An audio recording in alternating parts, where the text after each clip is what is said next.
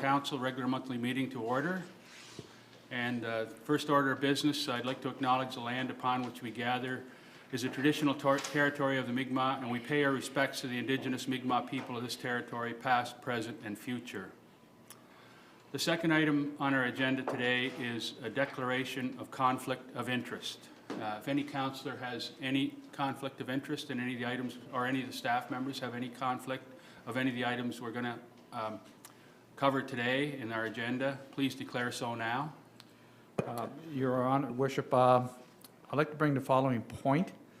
At our last safety services meeting, there was a request for lights on poles, pole lights, I guess, and one request came in from my street. At that meeting, I stepped aside, and Councillor McDonald took over for that portion of the meeting. So I want you to know that I was not involved in the decision-making or the interest of that thing, but I was somewhat in conflict of interest. So I'll just put that on the record here tonight. Okay, thank you. So noted. Okay, the next item is the approval of the agenda. So I'll entertain a motion for approval of the agenda unless there's an items that someone would like to add or change or delete on our agenda. Otherwise, I'll entertain a motion. So moved. Thank you. Second. Thank you. Okay, we have the minutes of our regular council meeting of January 12th, 2022 in your package. Anybody notice any errors or omissions? Anything they'd like to see changed in those minutes?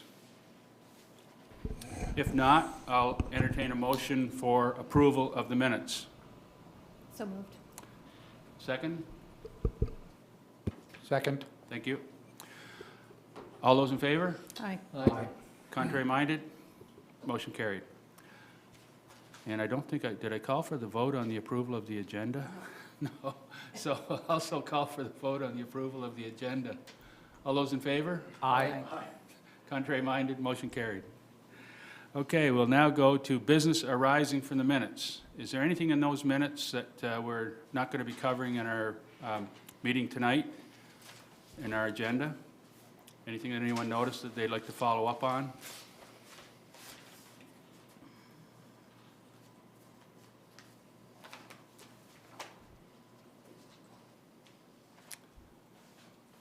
If not, we'll move to present. Anything anyone would like to follow up on? No?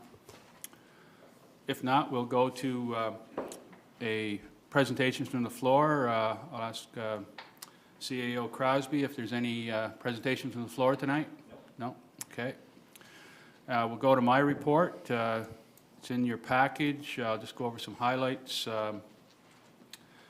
We have begun the budget process. We had a special budget meeting, and as well, we finalized our, and there'll be a resolution on tonight to finalize or to put on the table a vote for our, with regard to our involvement in the 2023 Canada Games.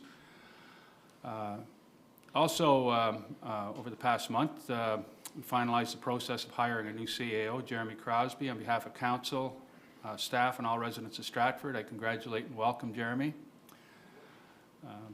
And I'd like to congratulate our Environmental Sustainability Coordinator, Maddie Crowell, and her husband on the birth of their first child, lovely little Meredith. Congratulations to Councillor Burridge on being selected to participate in FCM's Climate Leadership course, one of only 60 chosen from across Canada. Attended a number of meetings, really impressed with our committee structure and the way the committees are all working. And we, along with Councillor Burridge and CAO Crosby and our engagement manager, Wendy Watts, we developed and gave a presentation about Stratford opportunities for the 2023 provincial operating budget. And we also provided a written submission as well to that document. And we're asking to meet with the provincial government, the cabinet, to discuss some of that further. congratulations to former Stratford resident Dorothy Sharon on her 100th birthday.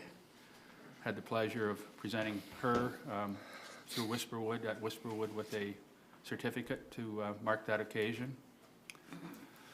And also I was really pleased to participate in a presentation by the provincial government on a proposed new intersection on the Trans-Canada Highway. As well, the launch of the Stratford Resident Survey, 2022 Stratford Resident Survey is now taking place, and I encourage all residents to complete that. There's a number of issues that we'd like to have the public's views on, residents' views on. So that's my report. Any questions on my report?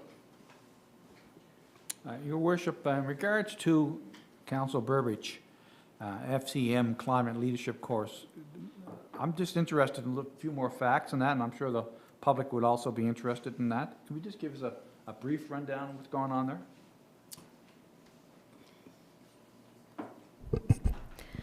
there?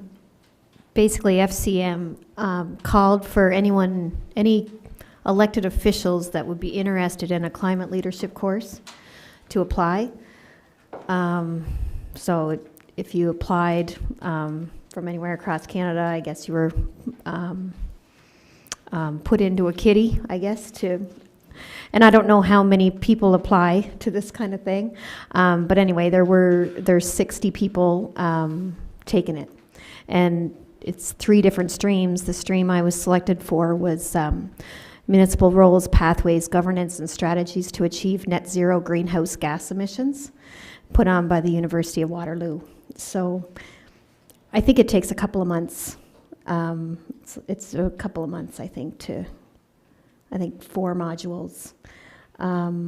So it's to get a taste, I guess, and add to the education, I guess, on how to, or best practices, I guess. I think it's great to have someone from our town council as part of that, because it gives us the latest thinking and some of the, as you say, the best practices and some things that we can learn from, and so thank you for doing that. Okay, the next item on the agenda is the Chief Administrative Officer's report. I'll ask CAO Crosby to give his report.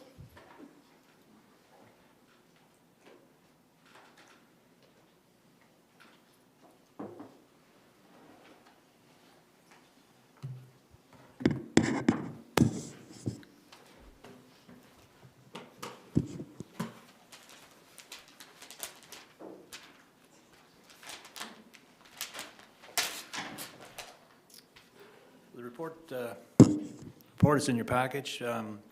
Several meetings over the past month, and we had a meeting with the Bunbury Forest landowners, and it's encouraging the talks that we are having with them about possibility of acquiring some land there for environmental purposes. Met with several of the departments, attended a lot of the committee meetings.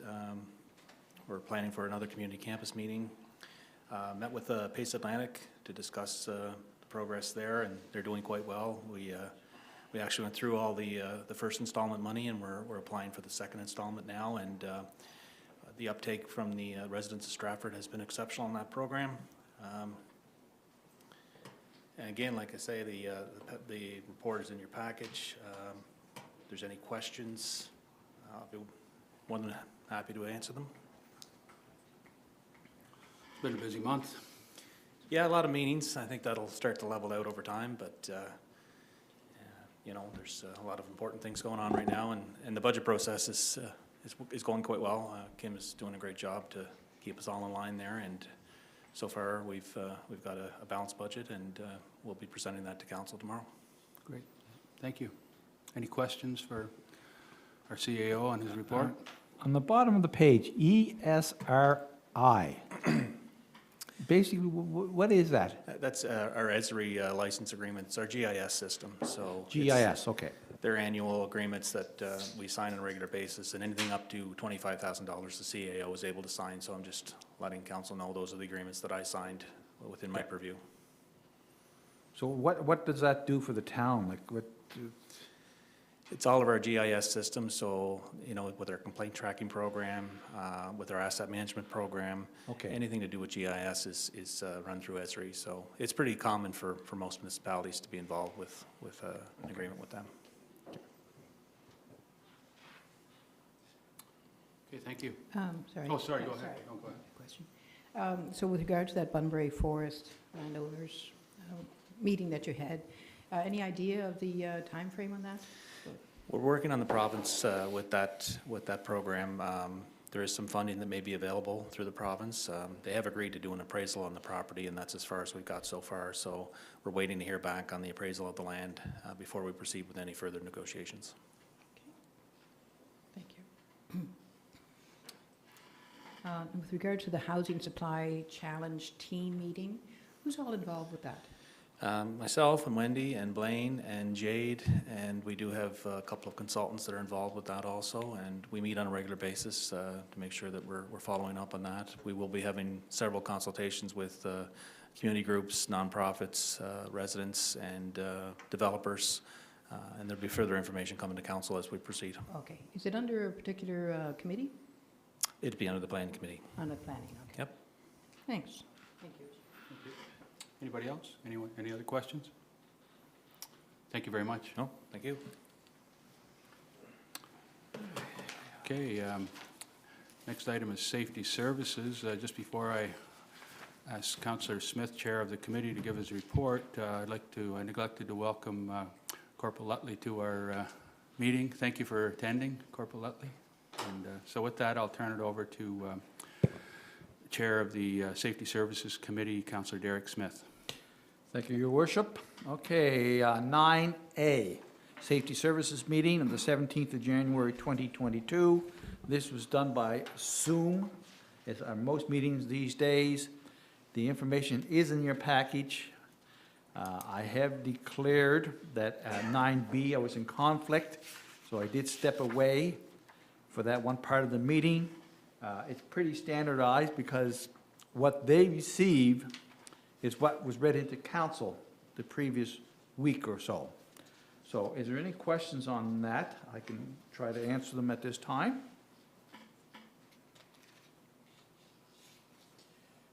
All right, thank you very much.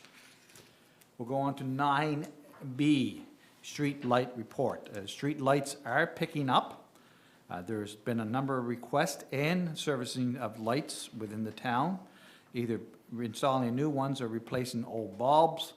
And I'm happy to report we have another subdivision coming online, and I believe there's requests for lights going in that new subdivision, which is the gray group one between Heron and Bunbury Road.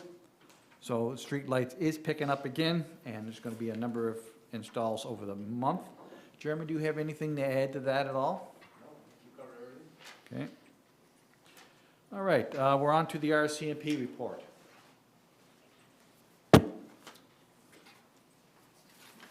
Okay. All right, Rcmp report, the Stratford Mayor's report. There has been 11 motor vehicle accidents over the month, with 5 reportable damages. There has been 22 tickets written, speeding, non-moving, suspended, Cannabis Act, and insurance. So a good all-around number on that side. 14 warning tickets written for the month. And this usual standard complaints. On page 4, theft under $500. There were 2 reported cases in the month, and that is down from 10 the previous month. But as we have said, in the previous month, there was a car shopping incident, and an arrest has been made. So that number is very good for us. On the last line, NSC checks. There were 8 NSC checks. That's probably due to the fact that the NSC checks were for employment, I believe, and the NSC checks, because of the COVID, probably wasn't much coaching or stuff going on, so really doesn't need too much for that kind of stuff. All right. Now, I was talking to the RCMP, the Corporal here today, He's notified us that the snowmobile trails are quite busy now. And because of that, and a few complaints, they may be doing a patrol system for us within the town. Is that correct? Yep, so over the course of the next couple of weekends, we're gonna be partnering up with Conservation Protection, and basically gonna go out onto the trails, two of us with Conservation, probably a trail warden as well, and show some visibility, and we're going to be focused on locating and hopefully arresting impaired drivers if they're out there. So we're hearing a lot from the community right now, a lot of different people giving us feedback saying that there's a lot of shenanigans on the go right now, especially on Friday and Saturday night, a lot of excessive alcohol consumption and people getting on their snowmobiles. So we're gonna get out to see what we can do to put a stop to that. So, in other words, this is your first and only warning that That's they're it. going to get checked. You bet. Thank you very much. And the environmental police, they'll be looking for licensing and insurance and stuff like that? Yeah, Conservation's focus that day would be probably more on trail passes, registration, insurance, all those different provincial offenses, and we'll focus more on the criminal side of things. Okay, Yeah. thank you very much. And of course, you'll be checking names. If anybody has any outstanding on the system, that could be held into a factor too. Yeah, we'll probably look at setting up different junctions where there's a large amount of traffic coming through and checking people and, yeah, just making sure people know that we're out there more than anything, to be honest. Okay, the next question I have for you, of course, we have police vehicles within the town. They're stationed here. Where are those vehicles serviced at? Are they serviced within the town? Yeah, all three of our vehicles are serviced right here in Stratford for all your general maintenance, that is, for oil changes, motor vehicle inspections, tires, general maintenance. Anything larger that is covered under warranty, however, we would take to the dealership, the Ford dealership in Charlottetown. Yeah. Everything else is handled here in Stratford, though.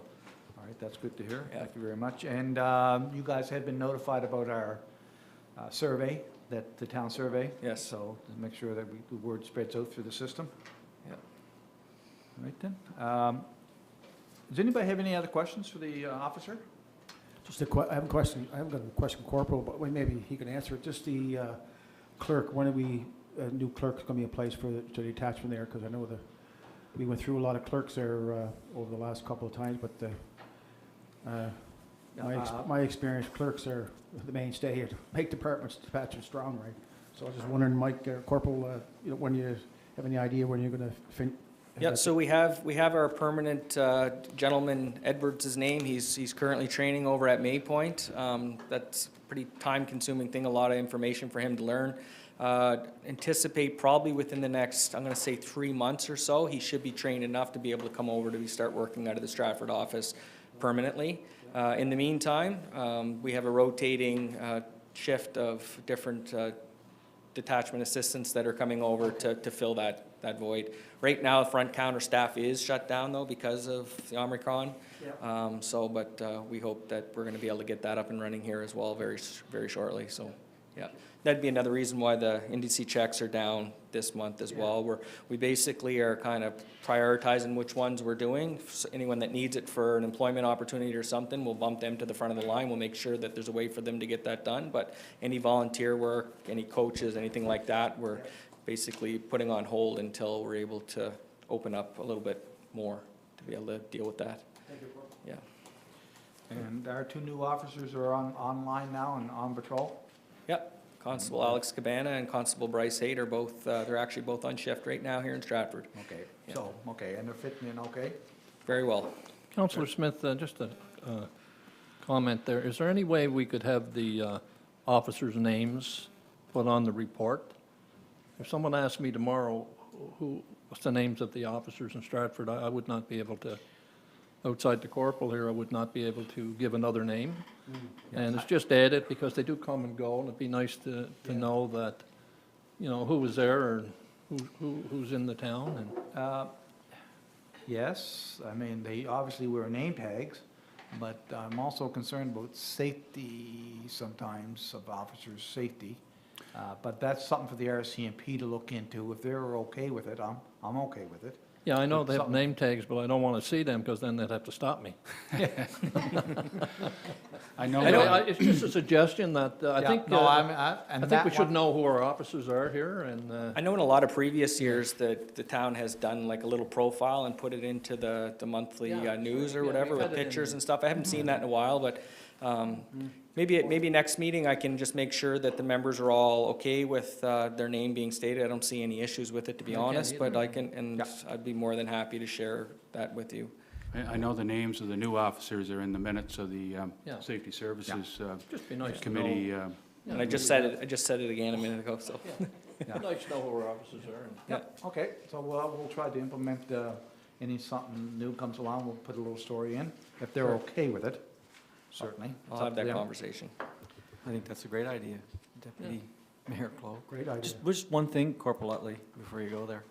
The CEO or NCO, I think NCO position is likely up for grabs here, and I'm just wondering if there's anything communicated to you guys yet as far as who, or if somebody's got that gig, and if so, when would they be taking over, that sort of thing? Do you mean here in Stratford? The NCO. Is that what they call The it? staff sergeant, Maypoint? No, you mean the Jennifer commanding Eberts. officer. Oh, the CO. CO.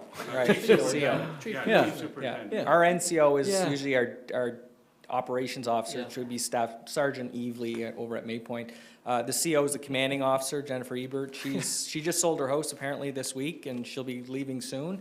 And we still have not had a new commanding officer named at this point. Yeah, I think Superintendent Kevin Lewis will be the acting commanding officer until such time as the new commanding officer's named and arrives. That could be several months. Dude, are we losing our NCO, staff sergeant, Hubley? Is he? Nope. No, he's still here, okay. Yeah, he's still here, yeah. so he's the NCO. He's the NCO, non-commissioner officer. Okay. Yeah, Titles. Commanding officer, CO.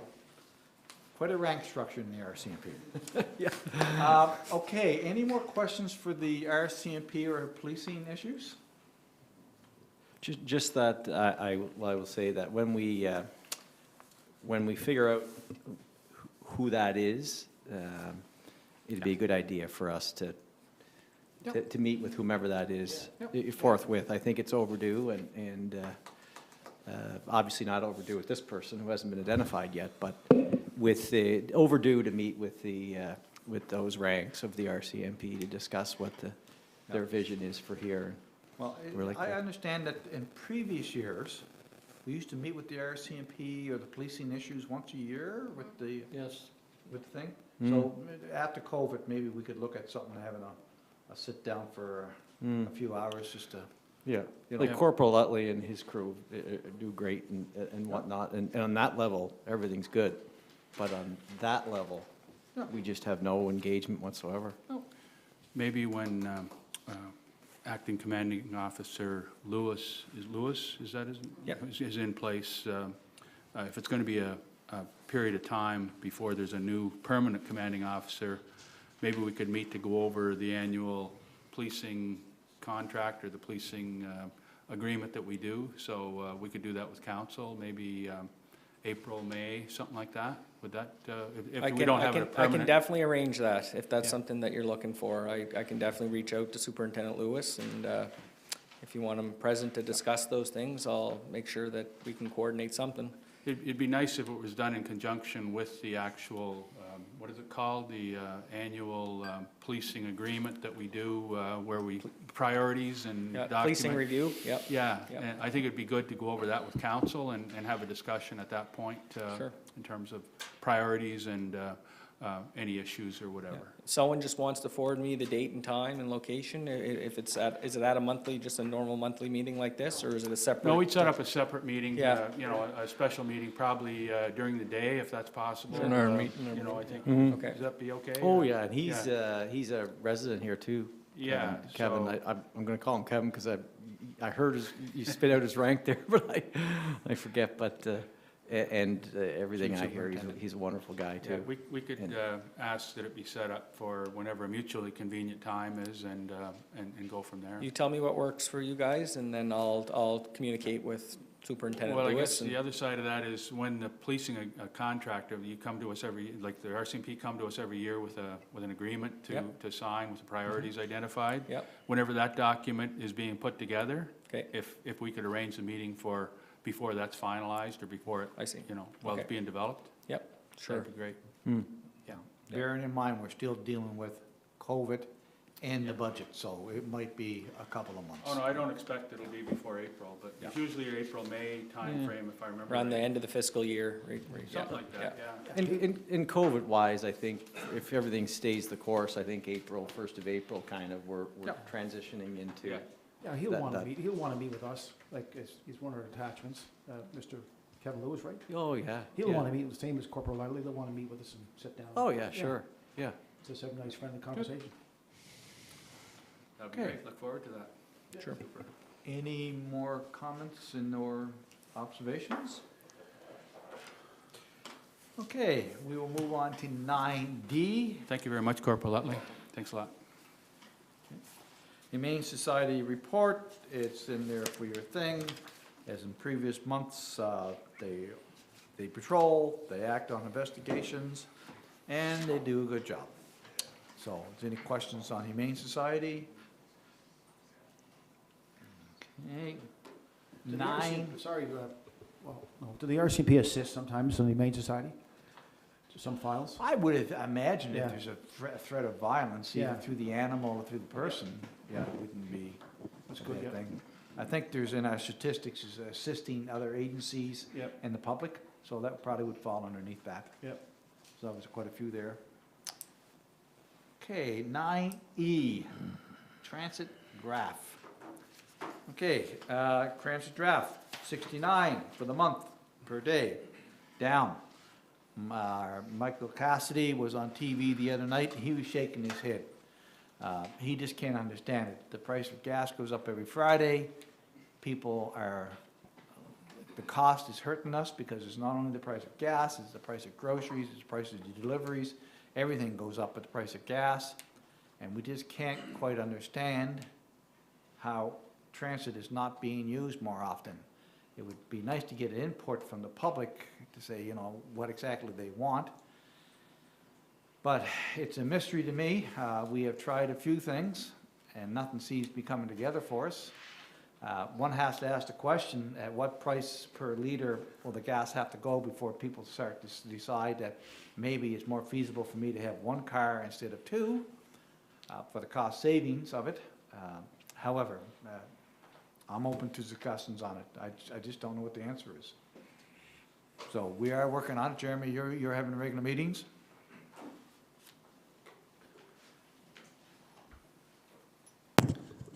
Yes, we're having regular meetings. We just had one the other day, and we do plan to meet with representatives from the province here about our operational funding here very shortly. But the numbers there, that was during a significant circuit breaker that those numbers did drop again, and they did drop lower than they did at the last time that we had a circuit breaker. But we're wondering why, and we're trying to come up with solutions.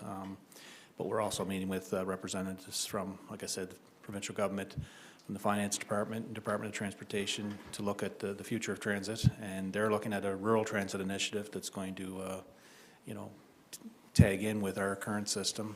We're looking at electrification of our system.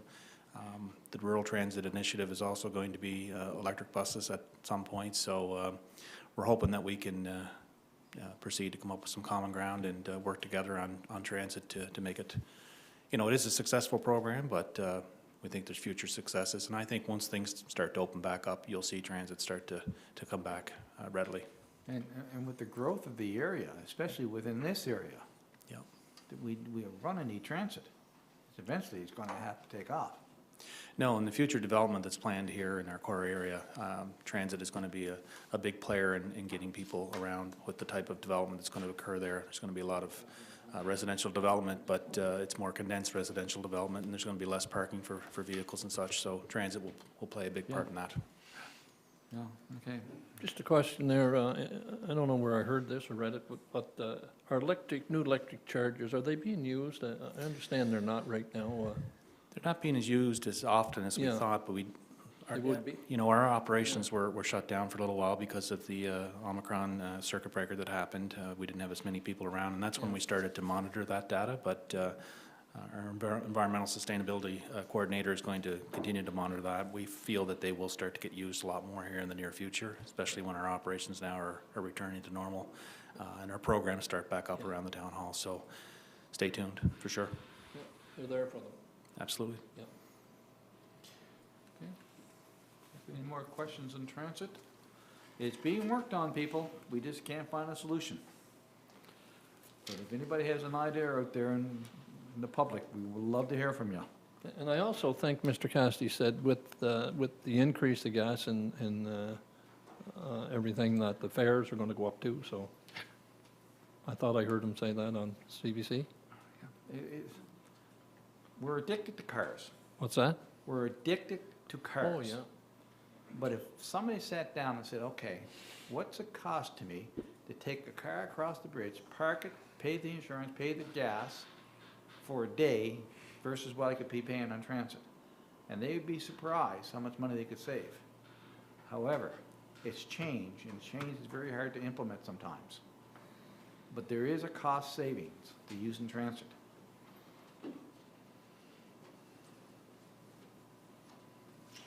With regard to fares, I know that the province is trying to keep the fare rate low to make the program as successful as they can. They're using some of the carbon tax pricing to offset that cost, but Mr. Cassidy would like to see, I think, fares increase because other municipalities and other jurisdictions have seen that, but the province is trying to keep those fares low because we do want to see the program successful, and once we get further uptake, I'm sure you will see the fares increase a little bit. Okay, any more questions on transit? Okay, move on to 9F, Fire Department Report. The numbers are there, pretty well standard for the month. 14 fire calls within the town of Stratford in January. A total of, don't know how many calls were in the area. Your typical snowstorms kind of stuff. I want you to notice on the last page, it says January fires. Were a furnace fire and a structural fire in December and January. In December and January, we had a duty crew at the hall during 3 snowstorms. In other words, there's somebody at that fire station during severe snowstorms. If they get a call out, they can act quickly. So they are staying in the fire hall and ready to man the equipment if necessary, because they are called out during snowstorms, I know that. Would they have access to a government plow? I would imagine there's a coordination there somewhere. The EMS is over there, Yeah. and the fire department, so, yeah, it's nice to know that there's somebody in that station during snowstorms. Good to hear. And in regards to the budget, I understand we're still in talks with the fire department on the budget process, and they will be coming up with numbers for us in the near future, and then we can move on from that. That is my report for the night. Thank you for your report, Councillor Smith. Thank you. Okay, just before we move on to recreation, culture, and events, I neglected to mention that this month is Black History Month, and it's brought to my attention by Councillor Gallant earlier, and I just wanted to point out that we do have a rich history here on PEI of Black people contributing to our island and to our communities, and we will be having a symposium to learn more about Black history, and I believe it's the 15th, is it Wendy, the 16th of February? Or Jeremy, sorry. Yeah, there is a symposium in the near future, which I encourage councillors and to attend if possible, because it is good to celebrate all the contributions that Black people have made to our community and to our island. And I'd also like to wish a belated Happy New Year to our Asian community. This is the, I guess February the 6th was the beginning of the Lunar New Year. So I wish Happy New Year to all of our Asian community members who celebrate the Lunar New Year. With that, I will turn it over to Councillor Gallant, who chairs the Recreation, Culture and Events Committee, for his report. Thank you, Your Worship. So for the month of January, recreation, as you know, things were sort of shut down. It was a good news there the last couple of days from Dr. Morris and Dr. Cameron and the Premier, Dennis King, for the 3 steps, February 17th on, opening things up. So it's going to, there's recreation and arts and culture and sort of events and everything else. We hope that the virtual will stop, but anyways, we'll move on. Recreation and Culture Events Committee. Committee met on Thursday, January 27th, and welcomed Stratford resident Jeff Ford, a new member, to the committee. Agenda items concluded a draft operational and capital budget for Recreation and Culture Events Department, Parks Master Plan, a request for decision for women's basketball, and updates for arts and culture and rec programs. Jeff is as an owner of Taylor's Garage down here, so it was good to have Jeff on, and he's got some good background in sports and so on. It's great to have him on the committee. Arts and Culture, the Arts and Culture Subcommittee monthly meetings on Thursday, January 13th, 2022. Discussions item include the soon-to-be installed interactive public art piece for Pondside Park, deemed the Leap by Stratford artist Gerald Bolio, which will be installed in spring of 2022. A desire for the establishment of a Stratford Art Bursary, updates and current programs. The dance movement enrichment program for grade 6 students at Stratford Elementary School has been delayed until March and will start this month. Mestia Ida will be instructing the program for March and April. Mestia is working with the Stratford School Administration, but we can all appreciate the challenging situation that all the schools are facing. The arts and culture, and during our last meeting, we had the worship, Steve Ogden, attended the meeting. It was great to have you on board there, and we had a great meeting there with the Arts and Culture Committee. They do some great things there, all the volunteers there, Stratford residents. The youth and art programs, the art club, the beginner water painting clubs, intermediate water painting class, drawing class, brush stop, preschool program, youth art classes for ages 6 to 9, 10 to 14. Students have the option for in-person or online, and these are filled out or maxed out. It's great interest in these groups, and it's moving forward. It's great to see with these groups being filled up with what's going on here with COVID. The events subcommittee meeting will be Thursday, February 17th, 2022 at 12 p.m. The committee will welcome Angie McCarthy and Elaine Salerjo to their first meeting. Items slated for this discussion include Winterfest, which runs through the duration of this month. The town will be promoting a variety of indoor and outdoor activities that residents can safely enjoy during COVID times as household or small group. The town offers a variety of outdoor recreation opportunities, such as outdoor rinks for skating, hockey, ringette, and curling, groomed trails for walking, hiking, snowshoeing, and cross-country skiing, and encourage families to get out and enjoy the many small hills around Stratford sledding.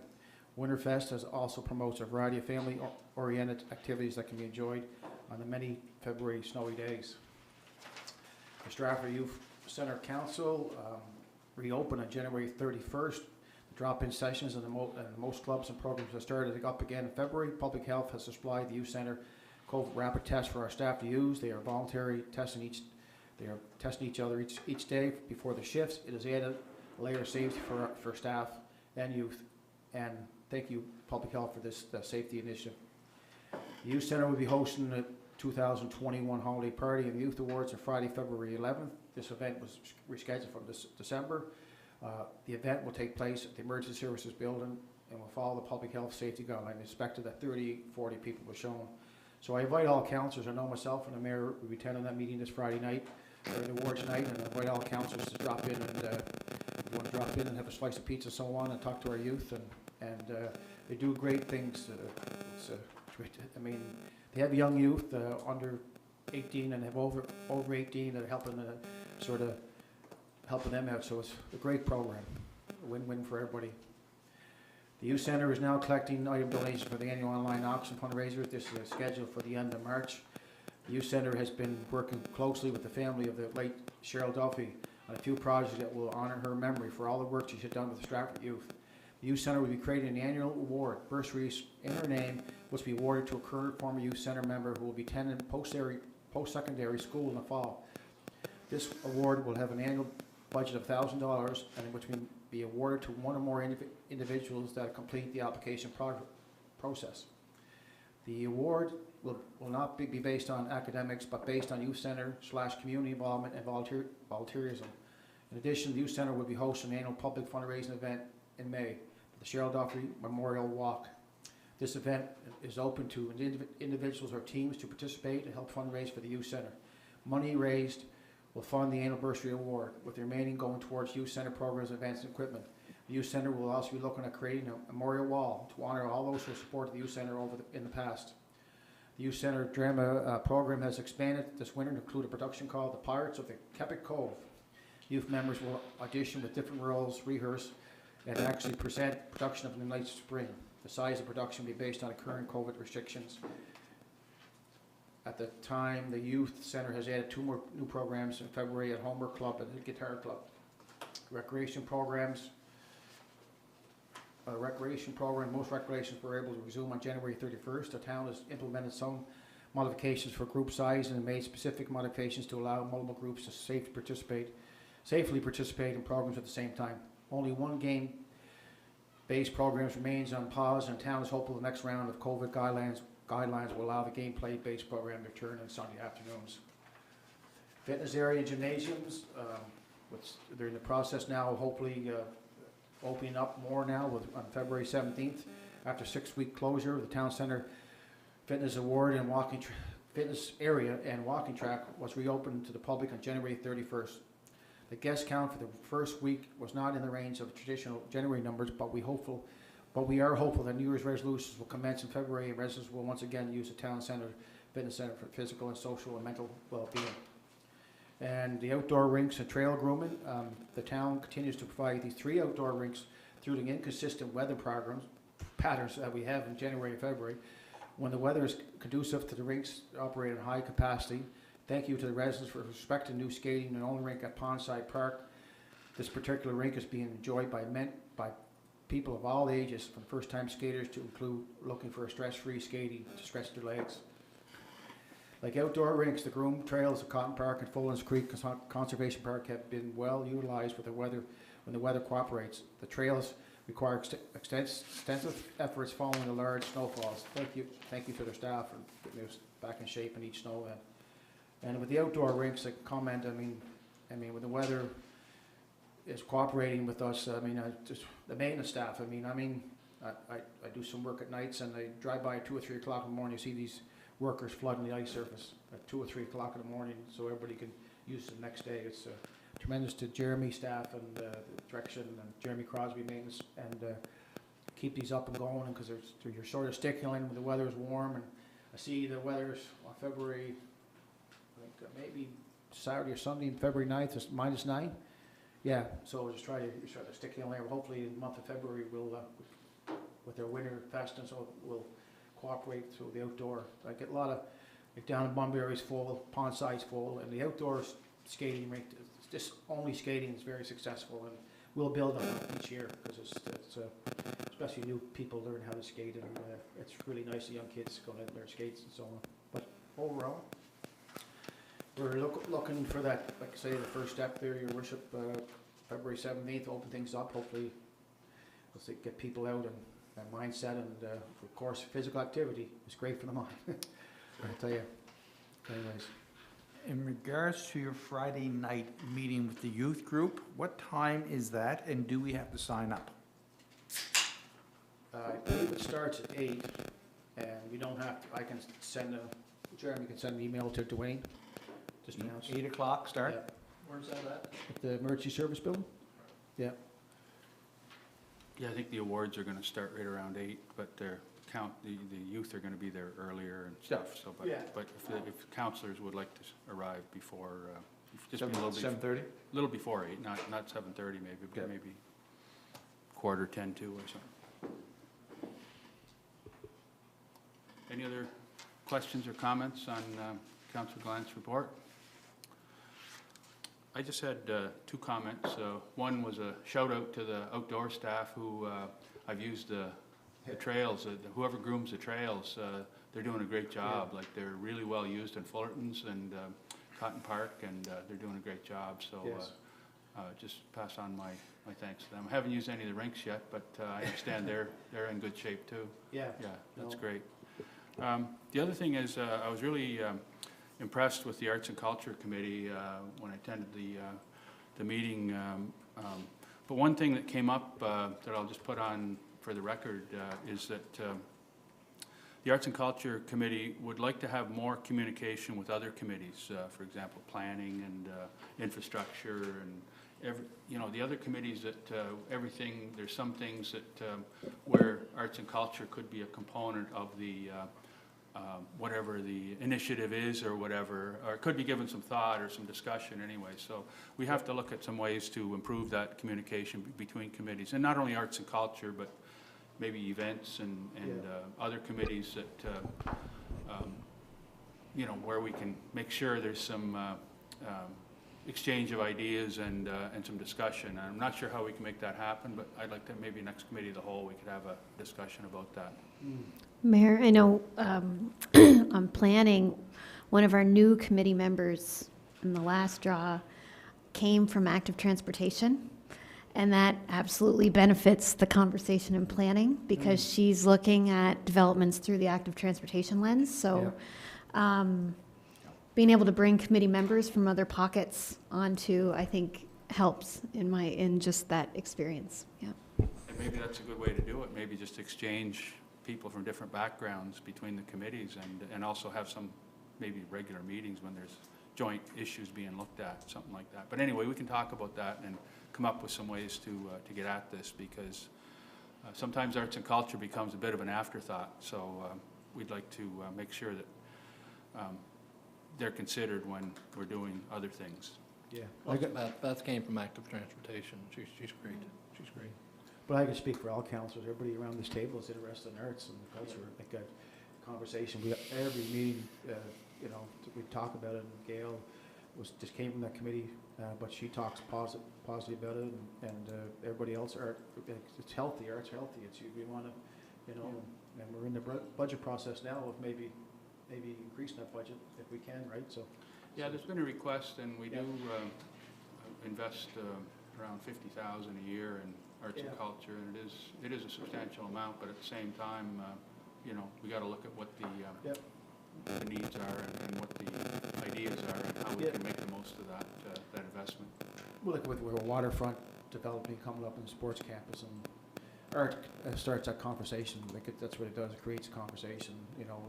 With the bird there, the red bird, or the frog down the pond side is going to start that conversation. These pieces start conversation. They start those positive conversations, and people out walking, and that's in that moment, right?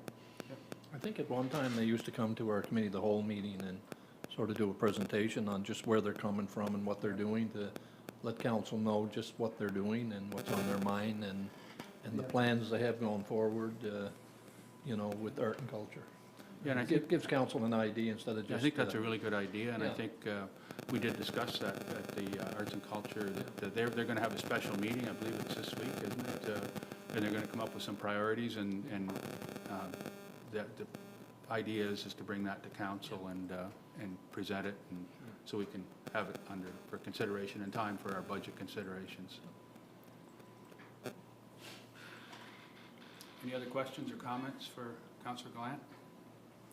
If not, I understand you have a resolution. Yes.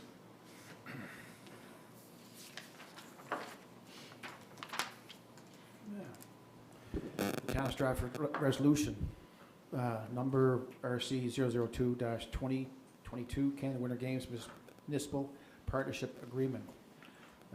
Committee of the whole, moved by myself, whereas the Canadian Winter Games has requested the Town of Stratford contribute $25 per residence for each of its 9,700 residents, 2016 census, for a total of $242,500. And whereas the Town of Stratford shall contribute initial payment of $80,000 from the current fiscal year year. The remaining balance is agreed to be spread across 3 fiscal years starting in the 2022-23, the Town of Stratford fiscal year, which each payment being $54,167 and payable to the 2023 Canada Winter Games Host Society, Inc. And whereas the Canada Winter Games Host Society agrees to provide the Town of Stratford a legacy contribution of $575,000 plus an investment of $80,000 into community infrastructure enhancements, involvement in festival and cultural program, and partner access to the Canada Winter Games Financial Legacy Fund. Being resolved that the formal municipal partnership between the Town of Stratford and 2000 Canada Winter Games Host Society be hereby adopted. This resolution bears the recommendation of the Committee of the Whole for the meeting held on January 26, 2022. So moved. So moved, yep. I'll second that. Seconded by Darren. Thank you. Okay, discussion. I have something to say. Yep, please go ahead. I've prepared some notes. So let me first say that I'm personally a supporter of the games. Having volunteered over the years, and I, like everyone else, will get caught up in the excitement, and I'm looking forward to them coming to the island next year. However, as a town councillor representing Stratford residents, my responsibility is to them and their tax dollars, which we have been entrusted to manage and spend wisely. I don't have the privilege to follow my heart or to let emotion play a part in my decision. This year, for the first time, we've been asked by the Canada Games Host Society to contribute nearly $250,000 to their campaign. They are in a robust campaign to seek money from any entity they feel may contribute. Can we find the money? Yes. Is it the best place to spend our taxpayers' money? My opinion is no. When I came on council 7.5 years ago, our debt was under $3 million. Now our debt is over $10 million. And we have big dreams of establishing a community campus and a waterfront park. Both of these have huge budget implications. We reach out to residents often through surveys, social media posts, e-newsletters, and the Stratford Town Talk. I would have liked to have heard from residents on this major expense. Do they support it? Should we put that $250,000 elsewhere, like on the debt, or towards the community campus, or the waterfront, or our trails, or an additional staff person? We are still in budget talks. We've only had one meeting on the budget. This resolution ties our hands to commit $80,000 by using a possible surplus in 2021 and committing $54,167 out of this year's budget and the next 2 budgets. Let me apologize now to the new council this November for leaving them with this burden. Let me apologize to the residents of Stratford for this council changing this year's budget without public consultation. This current year's budget committed $15,000 to the Canada Games as a goodwill gesture to the Stratford residents who are participating in the games. I was in agreement with that. $15,000 was an acceptable amount to commit for a town of our size with our budget. $250,000 is not. And around this table, I am very interested in knowing the reason the other councillors may be in favor of this. We are making a major financial commitment without reaching out to our residents to gauge their opinion. This resolution was not even in the package that went out to the public or council yesterday morning. I saw it for the first time today. What is the purpose of having a public budget consultation meeting if we are sneaking this in a month before? When does the public get to have their say? Never, if we pass this tonight. And is that being transparent like we pride ourselves in being? Is that being accountable? This resolution claims the Canada Games Host Society agrees to provide to the town of Stratford a legacy contribution of $575,000. Let's elaborate on that, shall we?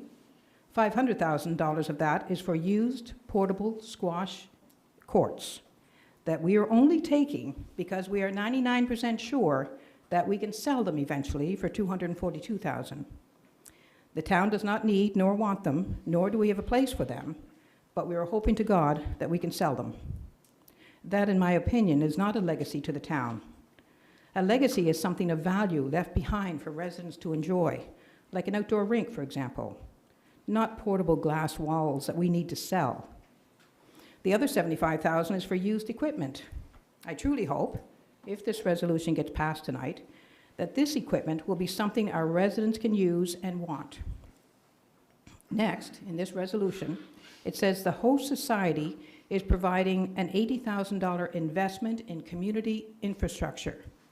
This sounds like it is infrastructure for the community, for our community, but it is not. It is money that is being spent on a privately owned recreational business that happens to be in our town. We should not be referring to that as part of the legacy left behind. There is reference to festival and cultural programming to be held in our town. The latest letter that I've seen, there was the use of the word may. We are a year out. They should know by now where their festival and cultural programming is going to take place. I wish they would commit to Stratford in the same way they want us to commit this money to them. And the last part of that paragraph says, we would have partner access to Winter Games Financial Legacy Fund. Once again, there will be no financial gain for residents of Stratford to enjoy, such as a financial contribution to our trails. No, this money is earmarked for sporting groups. And while that is all fine and good, don't make it sound like the residents of Stratford are going to benefit as a whole. I feel this resolution is not only premature, agreeing to such a large expenditure in the middle of budget talks, but I feel we should be doing what we always do, reach out to the public, get their thoughts, and then go from there. We are not in any kind of a surplus position that we should give it to the first person who asks. The host society's job is to try and get funding from cities and towns and major corporations who can support them. I don't feel Stratford falls into this category.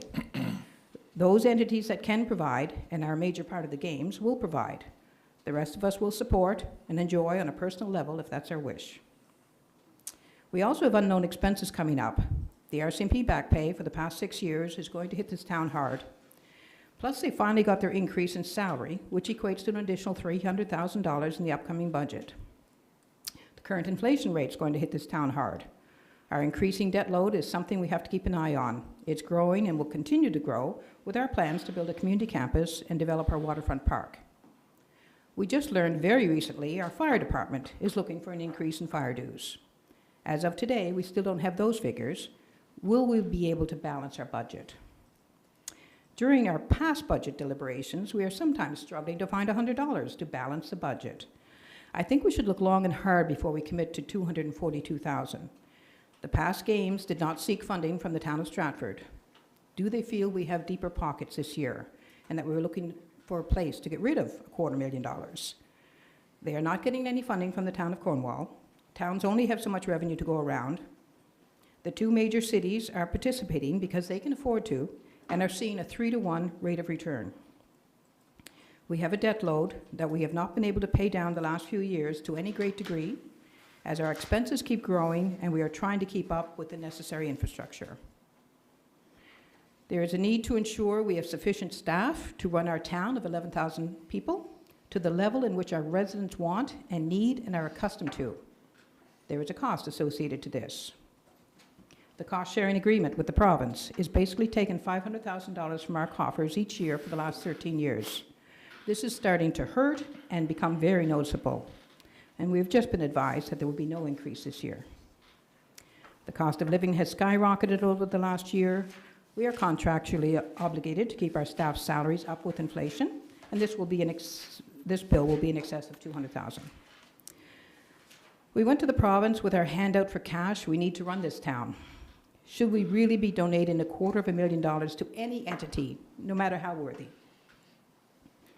In conclusion, I feel our residents would rather us keep a tight rein on our expenses, as we have been doing the last number of years, than to add a donation to Canada Games at this time. The games will be going ahead.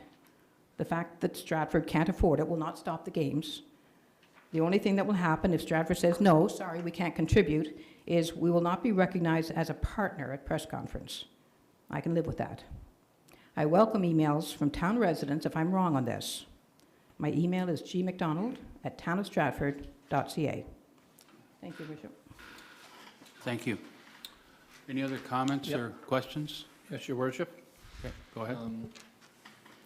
Well, after hearing what our finance chair remarks, and her remarks, I certainly agree 100% with what she said. I too am not against the Canada Games. I have volunteered in the past and look forward to attending the games next year. I guess the issue I have is the $242,000 of taxpayers' money and what we are getting in return. I know they agree we could pay it over 3 years, that's fine. I don't feel the resolution, after reading it today, is clear to the residents. The resolution says the host society is offering to the town a legacy contribution of $575,000.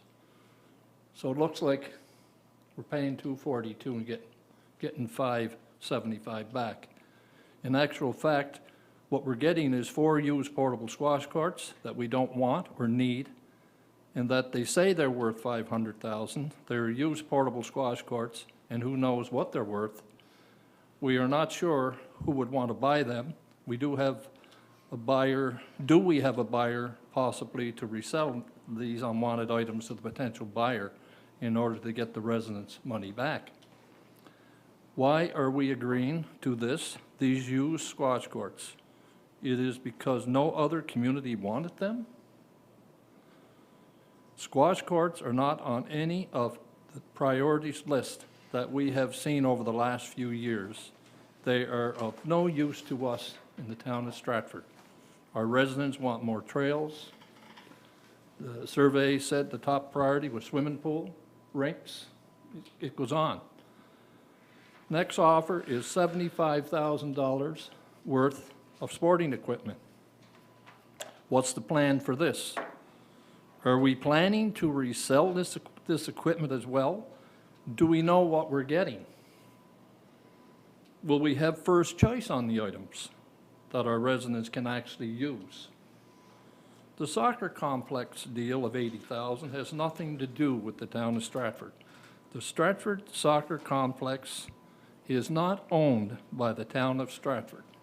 It's a private business. Are we really getting a cultural event in the community? They say we might. How can we put this in the resolution without knowing any of the facts behind that? Are we really getting one or not? We just had a session with council and directors on priorities for the coming year for the town. We did not hear anything about squash courts. The number one priority was the review of the departments in the town. Some departments are reaching out and requesting help. $242,000 could be a person's salary for a few years. And we do need help in the departments. I know if you ask the director of recreation, if he could use $242,000 for recreation, he will certainly use it, whether it be outdoor rinks, floors, gym floors. Certainly, I don't think he would come up with squash courts. I'm pretty sure. Acting Director of Infrastructure could use $240 for trails, sidewalks, money towards waterfront or community campus. What about Planning Department, an experienced staff person to help out with the demands they are experiencing? We are in budget talks, and we will be doing some juggling to not raise taxes again this year. As Councillor McDonald alluded to, we have unknown expenses coming up this year, the RCMP back pay, the fire department request for additional funds. We also have a major new expense this town. The RCMP is going to cost us an additional $300,000. Also, due to inflation, staff salaries are due to go up 5%. And we are looking for another person in planning and an IT person to keep our town safe from viruses. These are all important and necessary expenditures. This request is a budgetary item. If we pass this resolution, it's like putting the cart before the horse. We are still in budget meetings, and this is a budget issue. With the budget comes a public meeting, and then we can ask residents what they think. It seems like we are rushing this today. What's the rush? Can they not wait 6 weeks until we finalize the budget? Last year, we raised taxes 1/2 cent for residents, and we doubled the taxes for non-residents and increased our commercial tax. I'm finding it really hard to say yes to this deal with Canada Games when I feel we're getting nothing in return of value. And another question I asked, which was never answered, is if Canada Games are canceled, do we get our money back? Do we get our $250,000 back? And I don't know why that's a hard answer, and I didn't get that answer yet. But I am interested in hearing why some of the other councils here are in support of this expenditures. Why do you feel it's a good deal? Your Worship, I would like to hear from the Director of Recreation and Finance, and perhaps our new CAO, on why they feel that this is a good deal, so that I can understand what I'm missing here. Thank you, Your Worship. Thank you. Do you have specific questions, Deputy Mayor, for the directors that you spoke I of? could be, yes, I could. Yep. Okay, would, First of all, Your Worship, I think I'd like to hear from council. okay, we can Yeah. do that, and then we can ask Yeah. staff to weigh in on this. Yeah. Okay, anyone else? I do have a written submission. Over the past number of months, the Canada Games Committee and the town of Stratford have been involved in talks in regards to helping with the funding of the Canada Winter Games, which will be held in 2023. These talks were quite intense, and I, for one, made a firm stance on the process we were facing. Myself, along with the fellow councillors, concerns were given to the town managers so they could represent us in these talks. There was a lot of back and forth in this regard, and though all concerns were not met, I believe that we have come to a point where it is now acceptable. In due of this, I want to acknowledge the Canada Games Committee for their effort in reaching this point. However, I strongly believe that it was the effort of the town staff that we reached this point, and I personally want to thank them for this. I wanted to make sure that the town is helping the games take place. In the system that we used, we made sure our citizens through the town hall were helping in this event in a reasonable manner. In the end, the youth from our town, surrounding area, and the province are to take place in a once-in-a-lifetime experience that is the Canada Winter Games. Therefore, I will be voting in favor of this resolution. Thank you. Thank you. Any other comments? Guess I'll speak to my thoughts on it.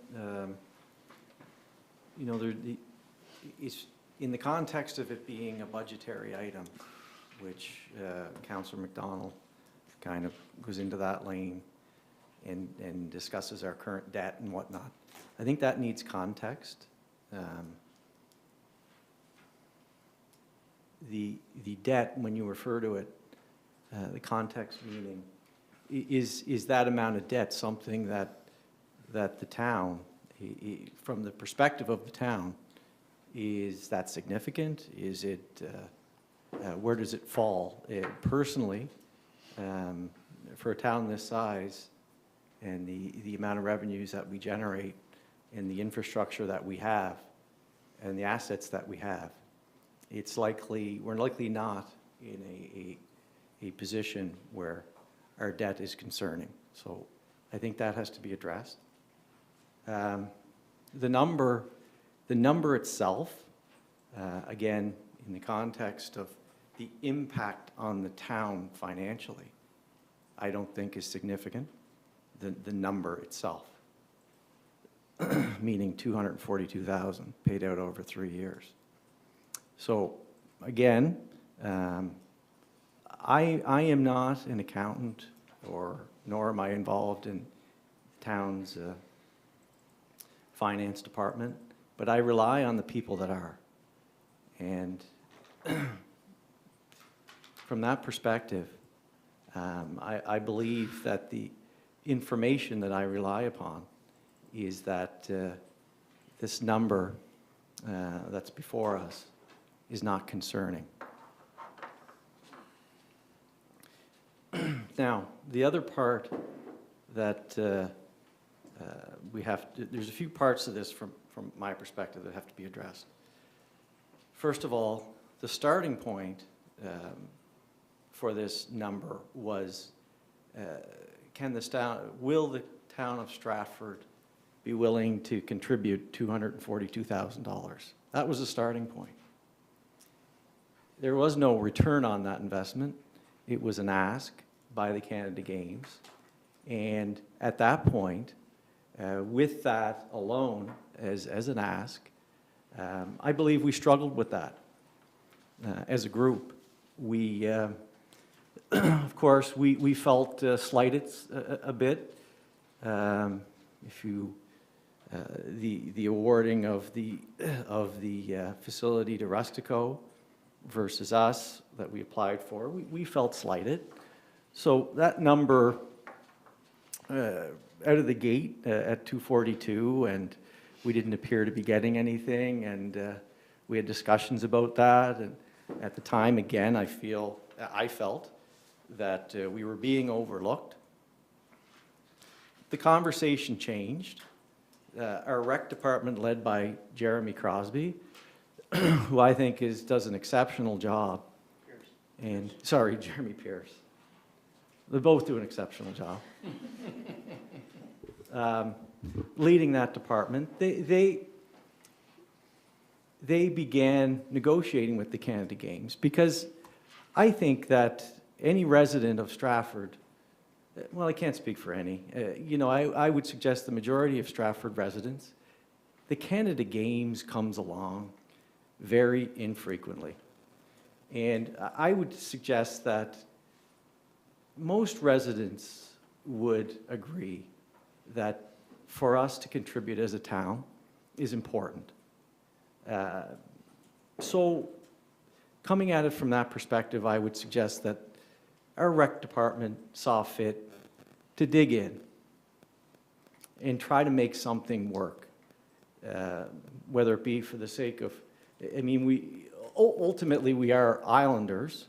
We are residents of Stratford, but we are also islanders. So with that in mind, they dug in. Jeremy Pierce and his team worked diligently with the Canada Games, back and forth and back and forth. And at the end of the day, that $242,000 that initially was an ask for us and a full-on expense to us worked into a deal that included potentially, and we can argue the number, we can argue whether or not the squash courts are of value, or if anybody in the town wants to play squash or whatnot. I would argue that there likely is a real thirst for a racket facility in Stratford, that there is a real thirst for squash in Stratford. And I would ask Jeremy Pierce here right now, have you had any inquiries, Jeremy, about potentially opening up a racket facility here?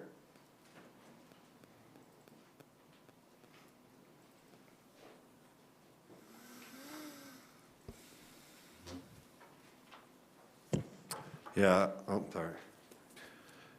Yeah, since we've started the whole community campus process, I think we had some ideas for our traditional sports, soccer, baseball, to be on there. There was discussions around arenas and that sort of thing as well, but since then the requests have come in, Island Gymnastics Academy for one, rugby has come in, cricket has come in, and then we have had one meeting with a group that's interested in doing a racket sport facility, which would consist of tennis, ultimately squash courts, racquetball courts, pickleball courts, that sort of thing. Mm-hmm. We'd be interested in continuing those discussions along with them in the future. Yeah, for sure. I hope so. I mean, at the end of the day, was squash on a list of residents or whatnot? No. Was a trampoline park on the list? No, it wasn't. But they opened one, and guess what? The trampoline park is packed every day. My kids go quite regularly. But that number, if the starting point being an expense, and then we grind it down to get this number, And again, your arguments, I don't know if they're just your subjective opinions about what something might cost versus what it might not or whatnot. If you're breaking it down that way, it's likely not the right place to go. The $80,000 contribution for infrastructure to a facility that is widely used by Stratford residents, I go there regularly. It's a facility that our soccer clubs use, our ball, parties. It's, granted, it's not owned by the town of Stratford, I get that, but it is an amazing facility for the town of Stratford. And I would agree, under any circumstance, to make a contribution to that facility from the town of Stratford. It's been a great facility for our residents that is widely used.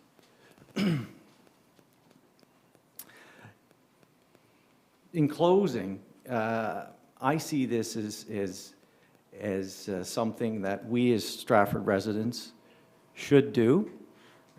If our debate was about a $242,000 expense with zero return, I think we could still debate that, whether or not it was worth our while or somewhere we want to go. But this is the Canada Games. Doesn't happen very often. We are a growing town. We are the third largest municipality on the island. The residents of Stratford come from all parts of the island. I think that for us to be a partner in this Games has far more upside than downside, even without getting into the numbers, even without dissecting that $242,000 and whether or not over 3 years we can afford it, even without getting into whether that $575,000 turns into $300,000 or $150,000 or whatnot. I see far more upside.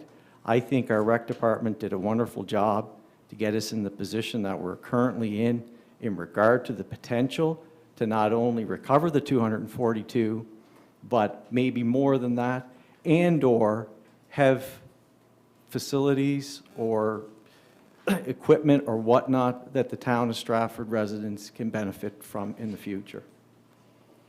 And I'm in favor of this, for sure. Thank you.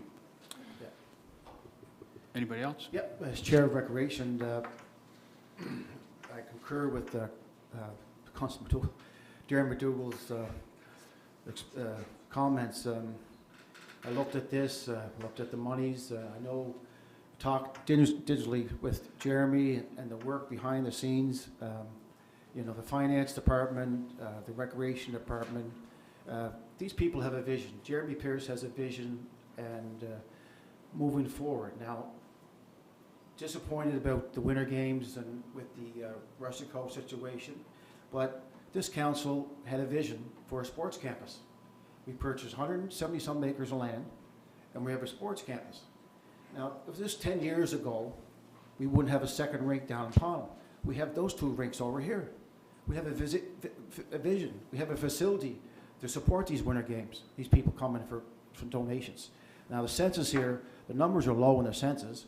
The census here were 2016 census. This is not 2022 census, so the number's low there.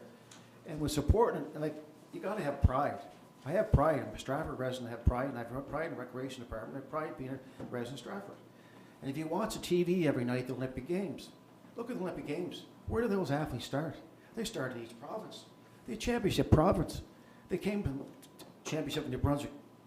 All these athletes are and win. So it's a program. You got to start somewhere, and then you got to develop these kids, these young people. And this is every 30 years. The last Winter Games you had was 1991. This is 30 years ago. So you got to support and got to have some pride. But at the same time, we're getting something back for it. Jeremy Pearson, Steve, and I was there. We fought recklessly to get something back, and we got something back for it.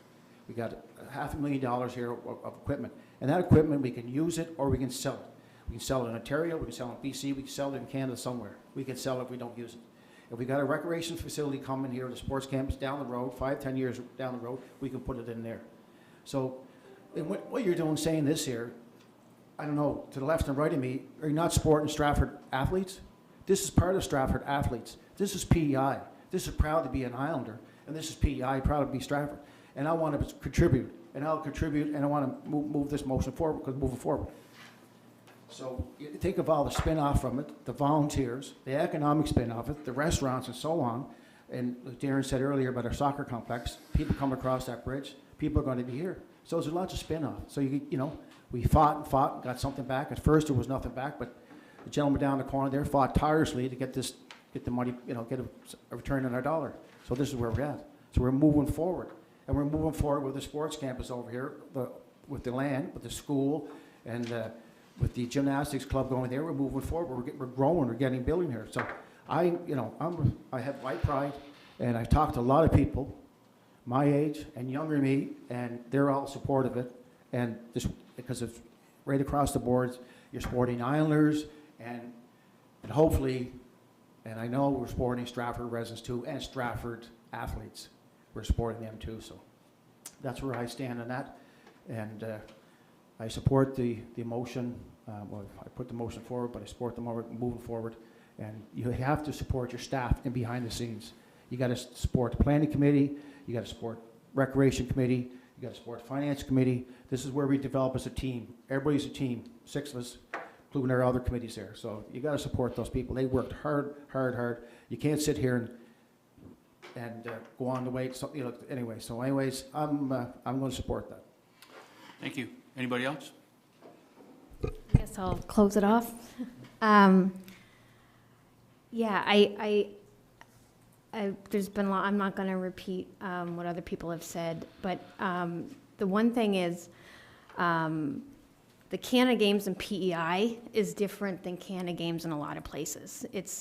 We have to have a unique model just due to our size and population. So most Canada Games would have a federal, provincial, and municipal, like the city of Red Deer, who hosted how many years ago, they would have came to the table, right? It would be federal, provincial, municipal partnership.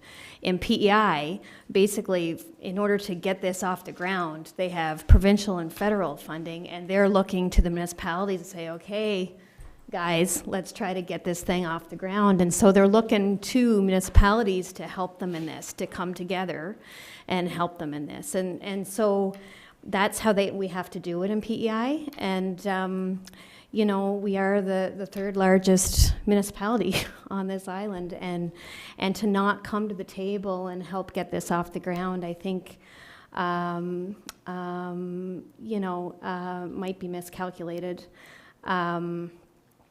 I think, like, they've been given a target of $8 million that they have to fundraise to get this thing off the ground, and so our $242,000 is a small piece of that, but it's what they need in order to make this go. So I just wanted to speak to that unique model. It's not because it's in PEI, it's a little bit different. Overall, as far as the pieces, I mean, this thing started out, the negotiation started out at $50 a resident with nothing in return. That's where we started. Coming off a heartbreak of losing that rink, significant heartbreak, and then, you know, $50 a resident, nothing in return. So Jeremy Pierce and the team there have done a great job, I think, in, you know, piecing together a package for Stratford that gives us a return on our $240 investment. We keep talking about the squash courts. Yes, it hasn't been top of the list in resident surveys, that's for sure. I guess you look at it as an opportunity and what that might lead to. The squash courts, the one thing that residents may not understand is the squash courts aren't necessarily squash courts. The good thing about them is they're a flexible entity. Walls can be taken out, it can be made into a bigger space. It doesn't necessarily have to be squash courts. It can be a number of different things. Badminton can be played in there, and they listed quite an extensive list of, it could be a yoga studio, yoga classes can happen in there. There's lots of different things. But the other piece is these things they come in their own waterproof containers, and they can be stored safely and securely, however long, until we have a building to put these things into, or, we can sell them and get that $242,000 investment back. So for me, it's, at the very minimum, it's a cost-neutral situation, because I think we can absolutely get our money back. So I feel like we're not being irresponsible with those tax dollars. Darren spoke to it, but yeah, the Norton Diamond there, it's a fantastic facility in our town. If $80,000 is invested in that facility, that's a good thing. That's a great facility in our town, and I support them. And then I really like the piece. It's the first in line for the equipment, and I think that we're going to send our most shrewd negotiator in there. I think we can come out of there with some really great pieces for the residents of Stratford. Doesn't necessarily have to be sports equipment. It can be bleachers. It can be pieces that can be used in a number of different events at the town here. I think that's it, folks. I think that's basically all I was going to say, but that's my thoughts that are running through my head. Okay, thank you. Any other comments? I think we have some questions for the staff. Oh, yes, okay. Yeah, Deputy Mayor had a couple of questions. I think I'd like to hear from the Director of Finance and Recreation and the CAO to convince me that this is a good deal. Well, I think it's not really fair to ask them to weigh in whether it's a good deal or not. I would like to, if you have specific questions about the deal itself, then I think that would be fair. But I don't think it's fair to put them on the spot to say whether or not it's a good deal. I think if there's specific things you would like to know, Deputy Mayor, you can ask those specific questions. I, for one, have a few questions in regards to the, not if it's a good deal or not, but some questions in regards to how we got here and stuff like that. I do have some questions other than... Deputy Mayor Clough has the floor right now, so I'm just... Okay, I'm not sure if the Director of Recreation did the resolution. Okay. I guess if I was a resident and looked at this resolution, when it says, whereas Canada Games Host Society agrees to provide the town of Stratford with a legacy contribution of $575,000 plus an investment of $80,000 for the community infrastructure enhancement, I guess, and plus the festival cultural programs with the legacy fund. I guess my question, if I read that and I was a resident out there, I'd look at that and say, well, that's not a bad deal. We're looking at $575,000 in return for $242. That's not a bad deal. It's a real good deal.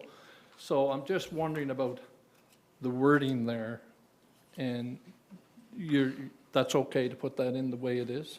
Yeah, I believe so. The equipment, that the courts that they're ordering for the squash courts are a $500,000 purchase. Yes. Will there be a depreciation on those when they're used for a month? Perhaps there will be, but they won't be utilized to the same capacity as other squash courts or other facilities in there. The $75,000, the contribution for the sports equipment. When we go in there to negotiate those, they gave us the opportunity to have first right of refusal or first choice on that, because arrangements with other municipalities are different because they're getting infrastructure facilities. So that equipment that we go in there, we'll be able to identify those pieces of equipment. They don't necessarily have a monetary value on them in regards, I can't say off the hop what the bleachers cost or those things, and I don't think we should get fixated on bleachers. We're still working through a list, but I'd be positive to say, minimum $75,000 or potentially even more, so. Okay, and the $80,000 into the soccer complex there, like, how does that go hand in hand in our resolution for the town? I mean, that's it's a private business, but yet it's included in our resolution with the town. So where's the connection there, the dots? How do they connect there where It's a private business getting $80,000, which I think is wonderful, it's good. I hear good things, I've been in there myself, and it's wonderful. But how does that go hand in hand with Stratford, the town of Stratford? Personally, I think we would view it as an investment in our community. It's a facility that's widely utilized year-round. The majority of their users are Stratford residents. It's afforded to our Stratford residents at a reasonable cost, perhaps lower than other facilities of such nature around Prince Edward Island. There's a new biodome in Summerside that's going up. It's $184 an hour. We're here in Stratford. It's offered at far lesser rate than that. Yes, it's not a facility owned by the town of Stratford, but it is a Stratford facility that is very well utilized year-round by Stratford residents and other residents that come into our community and have an impact in our community. Yeah, and I understand that. I'm just wondering why it's in our resolution when it's a private organization. And I know it's doing good things, and I'm just trying to connect why the two of them are together. Also, the legacy fund, Councillor McDonald alluded to, that would not be coming back, that goes to sports organization. Is that in fact? No, the legacy fund is a fund that fortunately Canada Games up to this point have generated a positive net return. So they take those dollars and they reinvest those back in, well, if it's a municipality, they'd reinvest those back in the municipality. Here, seeing that the Canada Games are island-wide, tip to tip, any profit they do generate, they're planning on taking that and applying it. We could apply for funding for our community campus, for the waterfront, anything that we see that would have an impact on our community. So right now there's no basis of what a project has to be. So if there's $1 million, so to speak, just throwing a number out there arbitrarily, we would be able to apply for a portion of that funding to come back into our community. And was the question asked to them if the games are canceled, that there's a refund to the town? I was told, I did talk to Carl Dudley, who is the CAO at the Canada Games, about if there's a cancellation process. They're adamant that the Canada Games can't be canceled and they can't be delayed like they have been in Niagara this year, simply because of the residency where the kids come in and they're staying at the new facility at UPEI. UPEI has made it clear to them that they're either going in that 2-week period or they're going to have somewhere else to try to find to house 2,400 athletes over a 2-week period, because it won't be available to many at any other time. Okay. And we're getting 4 portable squash courts, right? And we'd be getting them in late 2023, or would it be early 24? We would potentially get them as soon as the Canada Games wrap up. So within 2 weeks after the Canada Games, we'd have access to those courts, yeah. And I guess my question is that what, in your mind, do you think we could get for them? Do you think we could get our 240, or? I'm very confident we get our 240 back for those. And do we have a spot to store them? And yeah, we haven't identified a specific location right now, but as was mentioned in one of the comments earlier, that they do come in individual containers, waterproof. They can be stored outside, and they would take a small land area to put those in. okay. Okay, that's all there. Thank you. I have a couple of questions for the director. Okay, yeah, please Go proceed. ahead. Yeah, is that okay? You Sure. okay? Yeah. Absolutely. Okay, so this list of items, so did you say you have a copy of that now, or the list of items that might be available to us for the 75,000? No, the Canada Games Association is still working through those. Some items they're purchasing, some items they're leasing, some items they're just renting for the Canada Games Okay. to be housed at different facilities across the island. So there was a chat there tonight about possible bleachers, but I would assume the bleachers would stay with any new building, that a legacy building would be left? No, not necessarily. There's facilities, I'll use the soccer complex here. For the purpose of the Canada Games, when they're hosting gymnastics and trampoline, there'll be bleachers put in that building. But upon completion of the Canada Games, the soccer complex, for example, will want that the entirety of the space, and that'll be common at other facilities around PEI.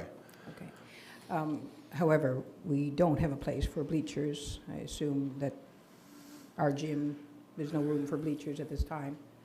Not necessarily our gym, but we do have 4 ball fields, multiple soccer fields, cricket pitch around town that would certainly be welcome to accommodate those bleachers if that's so what we choose. Okay. You mentioned the legacy fund that possibility of us getting some of that funding. Are you aware of any communities in the past that have ever received funding from this legacy fund? No, I'm not aware of what the process has been for previous Canada Games cross countries. Okay. Well, I took the liberty to have a look, and If I could interject there, Yes, I go believe ahead. it was mentioned at one of our meetings that a previous Canada Games had generated a surplus, and I recall the number, but I don't want to repeat it because it might not be accurate. But it has been done in the past. I recall that being said by I believe it was the chair of the Canada Games Committee. that a legacy was left behind. Was left behind. Yeah, but my question is And that it was in made, 91. is it made available to communities? That was my question. I don't know. Yeah. So what I've read is that it's not. From the discussions that I've had with them throughout the various meetings, we had the negotiations. This is available to anybody who partners with the Canada Games. So anybody who's making a financial contribution and become a municipal partner or a private partner, sorry, not a private partner, a community partner, would be entitled to apply for this program, the legacy program that they're establishing. All right. Did you happen to see that in writing by chance or not yet? That Yeah, it's in the bottom of the agreement that has been circulated to council. It's the final number. Point number 5, there's 5 bullets outlining the terms of the agreement. Yes, It's in yes. the No, fifth I'm one just there, sorry. curious, is, are they going to change the legacy fund to include communities to be able to have access to it? As my understanding is right now, communities are involved, yes. I don't believe it would be offered to us if it wasn't involved, if communities weren't to be allowed. That's my point is. Correct, yeah. Yeah. I think, I have a question. Are you finished, Gail? I am finished. Okay. This $75,000 for equipment, it is my understanding that there's going to be some kind of a fitness room, a weight room that's going to be given to the Canada Games athletes. Could we look at something like treadmills and steppers and free weights? Like, how is our equipment upstairs in our gymnasium? Is that to a point where it should be replaced? Can we use that stuff? Or could we sell that to a gym or a membership club, fitness club that maybe moving to Stratford? Is there any kind of a market? We don't know what's on that list, eh? No, we don't. We don't have anything specifically earmarked at this time. Personally, I haven't heard anything about fitness equipment. But in regards to our facility upstairs, we cycle out new equipment, or cycle out old equipment for new equipment, kind of on a rotational as-need basis. Essentially one piece of large fitness equipment per year. But I'm not aware of the Canada Games having any such thing, or any specific fitness room or anything like that. That's not anything that I've been privy to. Most organizations, most events like this magnitude, they do have treadmills and steppers and stuff like that. They have quite a thing. And there's also an athlete's lounge where they have different stuff for them to enjoy themselves, games and programs, stuff like that. I think that's also part of the list that we can look into for our Yeah. youth group. But anyway, it'd be interesting to see what's on that list. Absolutely. So when that list gets created, I know they're working through that now. We've had discussions about different things, but they're still, right now, they've essentially, because of COVID, my understanding is that they've been waiting a little bit longer before they do their final purchase for different equipment that they need at different facilities. So they're going through that exercise right now. And once that all gets completed and they determine what needs to be purchased and what needs to be leased or what needs to be rented, we'll have a better idea of what's going to be on that list. Good. Okay, any other questions or comments before I call for the vote? The one thing, Jeremy, that in the legacy items that we do, and I've mentioned this before, but I just want it clear and on the record that it lists sporting equipment and games assets up to $75,000, but through our conversations, I get the understanding that we're not pigeonholed into sports equipment and games, that this is a fairly inclusive list of basically everything that they're going to have in their kitty.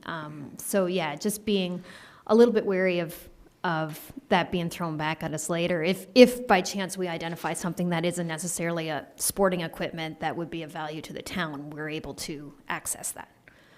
Yeah, I fully expect that the the options coming back to us are going to be greater than just sporting equipment. I'd be just speculating, but I do know they have other assets in terms like office equipment and all that other sort of things that they'll have to be liquidated after that event. Okay. Thank you. Yeah, I was gonna, wondering if I could ask you a question as well, just before we call for the vote, just to clarify one of the items that Councillor McDonald raised. And that is, with regard to the commitment of this resolution here tonight, if this passes, we're going to write a check for 80, what is the amount, 80,000 or whatever this year, as part of the 2021 budget. Correct. So that'll be from that budget. And then we're agreeing to contribute from the 2022-2023 budget, 57,000 or thereabouts. 50. Yeah, I just don't recall the exact number. Yep. But, and the same amount for the next 2 years, right? Correct. So with regard to a future council, this term of this council is ending as of December, usually around the first week of December of 2022. A future council, if they're not happy with the agreement, either in the value received from Canada Games or from, for whatever reason, they decide that they don't want to spend the 57,000 for that next 3 years, do they have, are they have the empowered to pass a resolution to redo that or to retract that or rethink that? That is a possibility unless we sign a formal agreement with the Canada Games folks. If we do sign a formal agreement, then we will be locked into that. And the other point is with regard to public consultation. When we present our budget, I think the public consultation is usually in March. We ask for public input at that time. And based on that, we either make changes or adjust the budget or whatever. Even if we pass the resolution tonight, if we present it, put it in the budget, and we don't sign an agreement with the Canada Games Committee until after the budget is passed, then are we still within our legislative power to change that,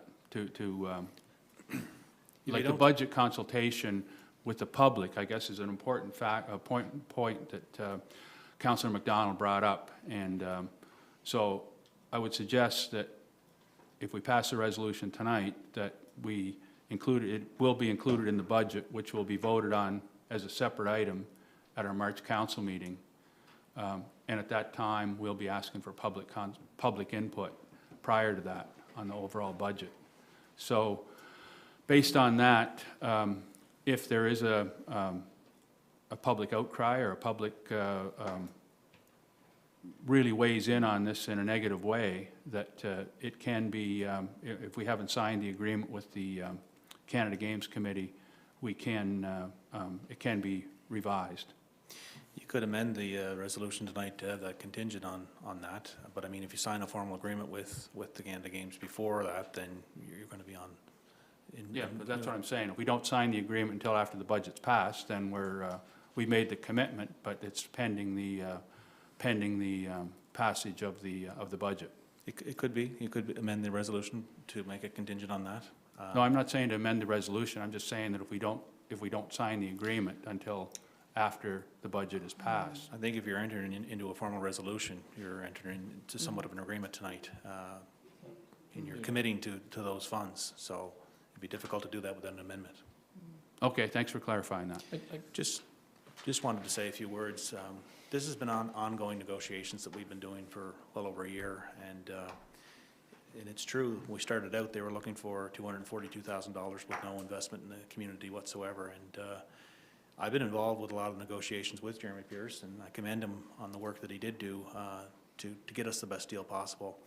At no time did council ask us to discontinue those negotiations. We were asked to continue on and try to get what we felt was the best deal possible, and we feel that after we presented this to council at a meeting, committee of the whole, that we did negotiate what we felt was the best deal possible. So it's been a long negotiating process to try to get where we are today, and I think the Canada Games are important, and I just wanted to bring that up, that it's been a long process, and you know, at no time were we asked to discontinue that process, so just wanted to make that mention.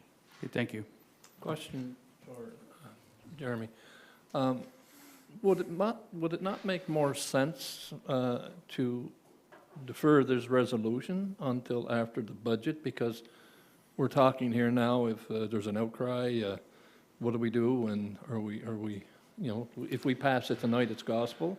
It's 6 weeks. The games are in 2023.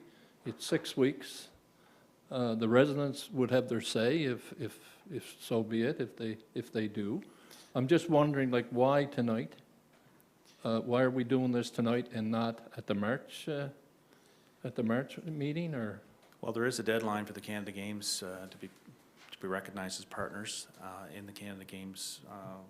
Information is going to be going out to the public, and correct me if I'm wrong, Jeremy, I believe that is, deadline here is very soon. So we did have a lot of discussions regarding that, and we decided that this would be the best to have the resolution at council tonight. It's really up to council whether or not they want to vote for or against this. We're about in the process, and there's been compelling arguments from everybody, and everybody came very well prepared tonight. So I think it comes down to the fact that the resolution is in front of you, and unless someone wants to have that removed, then it will be voted on this evening. It's a council decision. I just think it makes more sense than having to have the what ifs and ands, and what if at our budget meeting, you could say we do have people speaking up and against it, or if they're for it, so be it, and then we'd have an idea what our residents think. I don't know about the deadlines. I'm sure if we said we got 242,000 for you in March or April, they'll take it, and the deal will still be on the table. Perhaps we would not be at the table of one of their launches or whatever, but I'm just thinking that, like I said in my speech, I think we're putting the cart before the horse, and I think we should, we're going through the process of a budget. Let's talk about that in the budget, and when Chair McDonald has her public meeting, have it on the table there too, and see if there's any replies, and then have the resolution for the budget with the Canada Games in it. But that just makes sense to me. So I don't know how the rest of council feels about that. I mean, what's the gain tonight if we pass this resolution? Like, what's a month? And then we would know how everybody feels. So you're making a motion to defer the? Yeah, I'll make a motion to defer the resolution till next month. Okay. Do I I'm have a not sure seconder? when the budget's going down, Councillor McDonald. There's already a motion on the floor. I'm not sure, I think under Robert's Rules of Order, you're allowed to make a motion to defer. I'm not an expert by I any believe stretch. you have to but- read the resolution into the record as presented, and then someone can move to defer after that. So I don't think anybody's read the resolution at this point, have they? Yeah, Yeah. it was moved, it's moved and seconded, it's on the floor. And I think there can be a motion There to can be a motion, defer. yes. And that motion's been made and it's been seconded. I understand you've seconded it, Councillor McDonald? I can, certainly. Okay. Okay. So, is there any discussion on that deferral motion before we vote on it? I just think that with all good discussions, everybody had good points, everybody did. And I think that, you know, everybody heard what we had to say tonight, and let's hear what the residents have to say, and let's talk about it in the budget, and let's have a resolution in March, and perhaps we'll all be on board. Okay, so, any other discussion on the deferral motion? Well, I think that it's been, I think it was just made clear that the reason we're doing it tonight is because we don't have the option of voting on it in 1 month's time. There's a deadline for this. And correct me if I'm wrong, but that deadline is approaching here soon. I question that, but perhaps Jeremy would be able to clarify that. I'm sure if we came next month with 242, they'll take it, Councillor McDougall. No, I agree, but if Yeah. there's a dedeadline in 2 weeks, then it's, Okay. it is what it is. Just if I could interject here, I believe CAO Crosby has, So you Something currently as have a well? motion on the table. So you need to vote on that motion, and if that motion is, Oh, there then can't be a motion for deferral while there's a motion on the if it's floor? denied, then you can go to a motion of deferral after that. Is that correct, Mary? No, the way I was trying to explain it was he can put a motion for deferral, he'll need a seconder, but that can be either approved or denied. Correct. And if it's denied, it goes back to the original motion for a vote. Yeah, that's what we're doing. There's a motion for deferral on the floor right now, yeah. That's what And we're, you need a seconder for that. yeah. We have that. Councilor McDonald seconded it, yeah. Okay, sorry, you had a specific, or you had a specific question for For Councilor. Director of Recreation? Director. Yeah, well, my question is, if we're engaging in deferring this, are we, by doing so, are we kiboshing it because there's a deadline that is before us, and it would jeopardize reaching that deadline or exceeding that deadline? Yeah, in regards to a deadline, they gave us a time frame what they would like to do it for the purpose of announcing partners, community partners and private partners and that sort of thing. It's never been laid out to me that it's a firm deadline for doing this. To be honest, as CAO Jeremy Crosby mentioned earlier, this has been an ongoing process for, for a year now, that we didn't make the recommendation to get to this point because we were never satisfied with the deal up until this point. So we've always pushed it back until we're comfortable making the decision. So if the decision is to defer, we simply go back to the Canada Games and say we make that decision, but the decision is to support it, then we'll make that call tomorrow as well. So I think it's a line drawn in sand. It's not written in concrete or in concrete anywhere, so. Okay, any other comments before we vote on the deferral motion? The only thing I could say, it's fair that the residents have a say, that's all, and that's why I'm bringing this deferral up, and it goes in hand with the budget, so. And I'm sure Canada Games, like you said, it's not carved in stone, they'd like to be able to announce us on board, but I think a month would be no big drawback, I think. I'd just like for everybody to be on board and hear what the residents have to say, and hopefully council can have a full agreement with all council. Okay, any other comments or questions? So, and this might be a question for Director of Finance. Like, I guess I don't want it to come across like we're being irresponsible or not listening to the residents, because, as it stated, this has been a year-long process, and we've, asked on the finance side, is this going to affect, or like, what's the effect financially? And Kim, and you can go ahead, but essentially the message was that this isn't going to carry a significant effect with regards to the town finances, where our residents would feel the effects of this particular investment. And going back to, that this is in my mind, a cost neutral. Probably we end up more on the winning side. Cost neutral is almost bare minimum. I guess to Kim, I'm just, based on what you said before in the meeting, is as far as the effect to the residents with regards with this expenditure, in the budget, what? Yeah.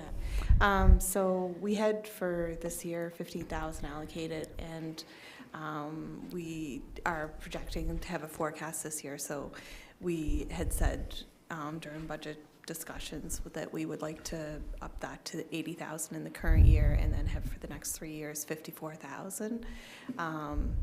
And in the budget process so far, like, we have that all planned in, and we're not planning any tax increases or anything like that. It's not going to have a negative effect on the town as we see it so far with it. But mind you, we have only had the one budget discussion with council and staff, so with the next one being tomorrow. So we don't anticipate that it's going to have a big effect on the taxpayers of Stratford for the next 3 years. Okay, thank you. Any other questions or comments? Yeah, just, Kim, with the unknowns, with all the unknowns, like the back pay for the RCMP, right? We're not quite sure, I'm not sure if we have a number yet for the fire department. You know, the 5% for staff. We Uh, have You know, those, and I think we're only getting an extra 500,000 this year yeah, on we have, taxes, so Yep. when you add all that up and like, we don't know, it's 300,000 for salaries, and then if back pay comes in, we don't know that, that's the unknown. yeah. So with all the unknowns, is it fair to say that, yeah, okay, even with the unknowns, we don't have to raise taxes? Now, I'm not talking about borrowing either. We have been discussing the retroactive pay for the RCMP. I'm not projecting it to be 300,000. I'm not exactly sure where that amount came from. But we do have money set aside in the current year for part of the retroactive pay, and we are still waiting to hear from the federal government on how that is going to be implemented. We're hoping that we'll also be given time to actually pay the retroactive pay over a couple years time frame as well, just similar to what we're trying to do with the Canada Games, put it over a period of time instead of just having it impact 1 year of the budget. And then on the fire company, we're still waiting to hear on the rate increase. What we have in the draft budget is potentially what the rate increase is going to be, but it hasn't been 100% finalized with the fire company, and that is in the draft budget numbers. Okay, any other questions or comments before we call for the vote on the deferral motion? So this vote, we vote yes if we're in favor of the deferment, and Yes. no if we're in, okay. That's right, yeah. Okay, I'm going to call for the question on the vote for the deferral motion. So if you vote yes, you're voting to defer this until our next council meeting. If you vote no, that means the deferral motion you're against it, and we'll move on to the next motion. Okay, so all those in favor of the deferral motion, of deferring this, the original motion, Aye. please signify by saying aye. Deferring it? Yes. So, 1? Aye. Okay, so 2? Okay. All those opposed? So 4 against. Okay, so the motion is defeated. And unless there are other comments or discussion on the original resolution. I'd like to make another amendment. You want to propose another amendment? Yes. Okay, go ahead. I'd like to, as per your comments about reaching out to the public first, since we're in the middle of budget discussions, that we make an amendment to this resolution to say, pursuant to budget talks, that the public is okay with this, and that we do find it in our budget there's no raise in taxes, and then the resolution will go ahead, just like an amendment. So just specify the amendment again? Oh, sorry, well, I didn't write it out exactly yet, but basically. No, but just basically. Basically, just putting a caveat in there for the resolution to say this is all going to be pursuant on public budget deliberations. Conditional yeah. on public input on the budget? Right, yeah. By conditional, you mean So conditional on positive, yes, a positive yes. Vote for the budget? Yes, Okay. and also that they'll, that we can still fit it in with no tax increase. Right, because we have the unknowns, right? Okay, so there's two elements to the amended motion. Yeah, That there is it's conditional on being part of our Public public consultation. input Yep, on the budget. on the public budget. Consultation on the budget. Yeah. And that there's no tax, that it doesn't result in a tax increase. Right. Okay, so does everybody understand the motion? I believe, Okay, do I have a seconder? Just a second. I'll second. Okay, sorry, go ahead, no, I discussion. believe those questions were answered by Kim, affects the taxes and the budget and so on. I think we did a lot of research into this. I mean, I'm not, Yeah, we have a motion Yeah. and it's a seconded motion on the floor. So this discussion, I mean, it's all, you feel the answer's already been given? Yeah. Okay. But this is arguably a cost-neutral endeavor and potentially a net gain for us. If we're in a discussion about raising taxes over a cost-neutral endeavor, I mean, that's just getting, but anyway, it's a resolution, so I guess we have an opportunity to vote on it. Any other comments or questions before, or discussion before we vote? I just ask you to repeat that amendment so Mary has it crystal clear. Okay, my understanding, okay, do you want to give it? Okay, let me see. So that this resolution is contingent upon having a chance for the public to weigh in on the proposal, and Which they will do as part of the budget process. Right. So conditional on making, on the budget passing, on our budget passing, is that? well, for the public Because budget consultations. Before we vote on the budget, the public will have an That's opportunity right. to. So that's when input. we can So- bring this up, because right now, the residents of Stratford don't know anything about this. Right, So, but they will get informed at the budget consultations. so even though we Budget, approve it public tonight, it will be consultations. conditional on the budget passing. No, that we get a positive feedback from the public. Can I just read Right. what I have and you can tell me? Okay, go ahead, Mary, sorry, bail me out here. Contingent upon the public to weigh in on the proposal as part of the budget. And then Yeah. we can get any more Yeah. after that.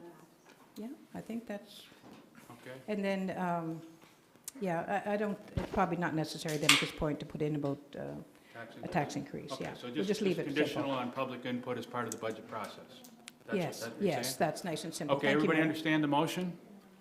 Wanna Any read other it back, comments? Mary? Any other comments or questions before we vote? What's the third motion here? Can Mary, This is an amendment. this amendment, The first motion for deferral has been defeated. This is an amendment motion to amend the original resolution to include, make it conditional on the budget process, on being, the budget process, I guess is the way it's worded, or the way that went, public Mary worded it. consultation. Contingent upon the public to weigh in on Believe the everybody's gonna see the proposal budget. as part Just, of the budget Mary's going to read it back for us again. Go ahead, Mary. Contingent upon the public to weigh in on the proposal as part of the budget process. I like that. It has to be contingent on the budget passing, it has to be something tangible that you're voting on. Okay. Just Okay, and then we can add, and the budget passing. Okay, is that fine? Is that okay? Add that, Mary? You got that, Mary? Okay, any other discussion on this amendment? All right, all those in favor? Aye. Those opposed? 4 against, okay. All right, I think it's come time to vote on the original resolution. If there's no more discussion, I just want to make one comment. We have mentioned here that maybe the next council could renege on the Canada Games. I'm not in favor of that. In my world, when you shake somebody's hand and look them in the eye and make them a promise, that is what I stand for. So if we make this amendment tonight, I want to make sure that the Canada Games get their money. That's the world I come from. okay, thank you. That, I forgot to mention that motion was defeated, the amendment was defeated. We'll now move to the original resolution. Everybody clear on the original resolution as it was read in and moved and seconded, and it was originally on the floor? Is everyone familiar? Okay. I'll call for the question. All those in favor of the original resolution? Aye. Aye. Those opposed? Opposed. Okay, motion carried. Okay, thank you. And I really want to commend council on the respectful discussion we had. I think it's really laudable that we're able to disagree and but also maintain decorum and respect for each other. So thank you for that. Okay, the next item is Finance and Technology. I'll ask the Chair of Finance, Councillor Gail McDonald, to give her report. Sure. Here, the reports are all in your package. I'll give a brief outline of what the department's been working on the last month. They've been working on the draft budgets with council and management. Our next meeting is tomorrow at 10 o'clock. We've had one budget meeting so far with our management team. They're also working on government claims forms, especially for ISIP funding. And they're working on New Deal allocations for March 31st, 2022 year end. They're also working on year-end travel and council claims forms and to start getting the T4 work completed. The January utility bills have been processed, and the due date on the bills is going to be February 14th, 2022. We have been trying to get some information from the RCMP on what we are going to owe on retroactive pay. To date, that has not been forthcoming. We're waiting to hear from the fire company on rates for 2022, 2023. At this time, we don't have a final figure on that. We've been reviewing the MOU for the municipal funding extension. The tender's out for long-term financing on the community campus land. That resolution is coming up in a few minutes. They also attended meetings with the Switch representatives. Our Finance and Technology Committee met at their regular monthly meeting through Zoom on January 18th. Once again, Kim explained to the committee that we have not received the final documentation on the RCMP back pay. We're certainly hoping to have that soon before we finalize this year's budget, or this coming budget. Pat and the Elephant has made a request for us to up our annual donation grant from $5,000 to $10,000 to be equivalent to what the town of Cornwall donates to Pat and the Elephant. The resolution was passed there at the Finance Committee level to increase the annual amount to $10,000. The committee felt that there was a lot of input from, or usage rather, from Stratford residents, and it's a great service to have in our town.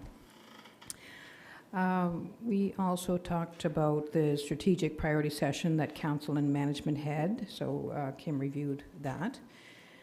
We also got a request from Meals on Wheels.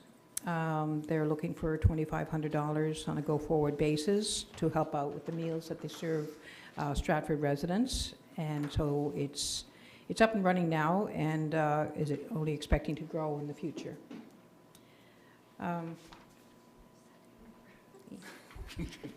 We've lost a couple of councillors. Getting tired? Break time. In new business, we talked about the RBC loan, the long-term financing of the campus land. So that's the resolution that's coming up shortly. Certainly the Finance Committee members did agree that it was time to do that long-term loan and to lock things in before interest rates go any higher.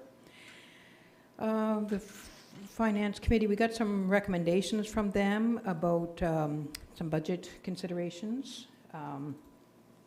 So some of their ideas was to enhance and maintain the trail system, especially at Fullerton's Marsh, to ensure the community campus project is done right and get the most value from it, to ensure fiscal responsibility at keeping expenses in line and mindful of how all taxpayers' dollars are spent, increase awareness in new technology and perhaps become a hub for residents and local businesses by providing educational and awareness sessions, and evolve the new waterfront park so it will be an appealing entrance to the town and become a jewel in the crown of Stratford.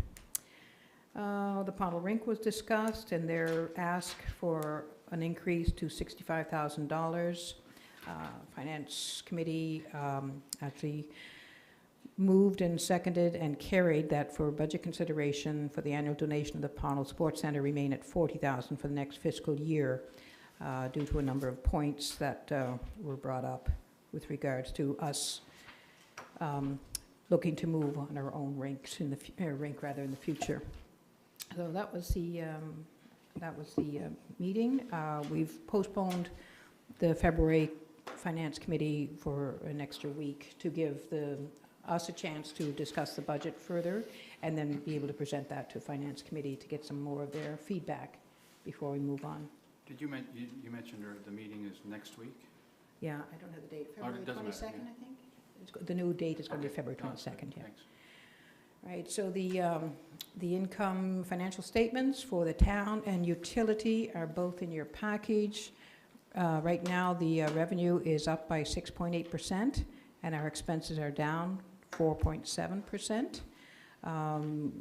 We're showing a bit of a large surplus there, but that's bit misleading at the moment, sort of thing. We have quite a few bills yet to come in, and part of that funding shows the $500,000 coming in from the switch program, and not all the money being paid out as yet. So it'll get a little closer as we go through these next 2 months. And utility, the revenue is up. Revenue is up actually 23%. Expenses are currently down 11%. But once again, that'll level out a little more in the next couple of months as we get some more payments in and that type of thing. And I have a resolution, Your Worship. Yeah, any I comments or have a questions on question, but the go ahead, report? Counselor. I just have three here. I'm happy that we're helping out with Pat and the Elephant and Meals on Wheels. They're two great organizations, and I'm happy to give my support to them through the town council. And the pond rink, you mentioned that, but that was just a recommendation from your committee. That is still a budget line that we're That's correct. discussing. Yes, so we're gonna, that's correct. Councillor McDonald, question. I see in your minutes there that Canada Games was discussed at your meeting, and the CAO, Jeremy Crosby, was present.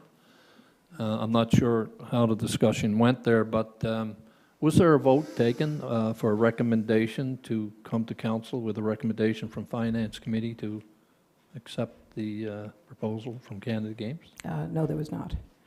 Is there a reason for that? There was just a verbal presentation given by the CAO, and just for their information, nothing further was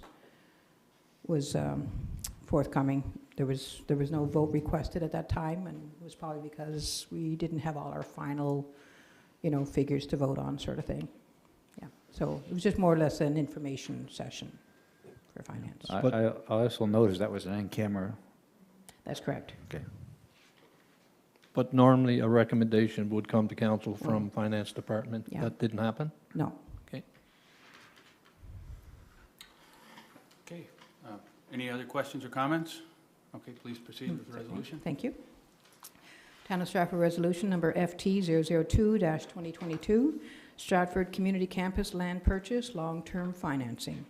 Whereas the Town of Stratford has purchased land from 1011523 PEI Inc., part of PID number 608141, and Paul and Robert Farquharson, part of PID number 1086107, for the development of a community campus.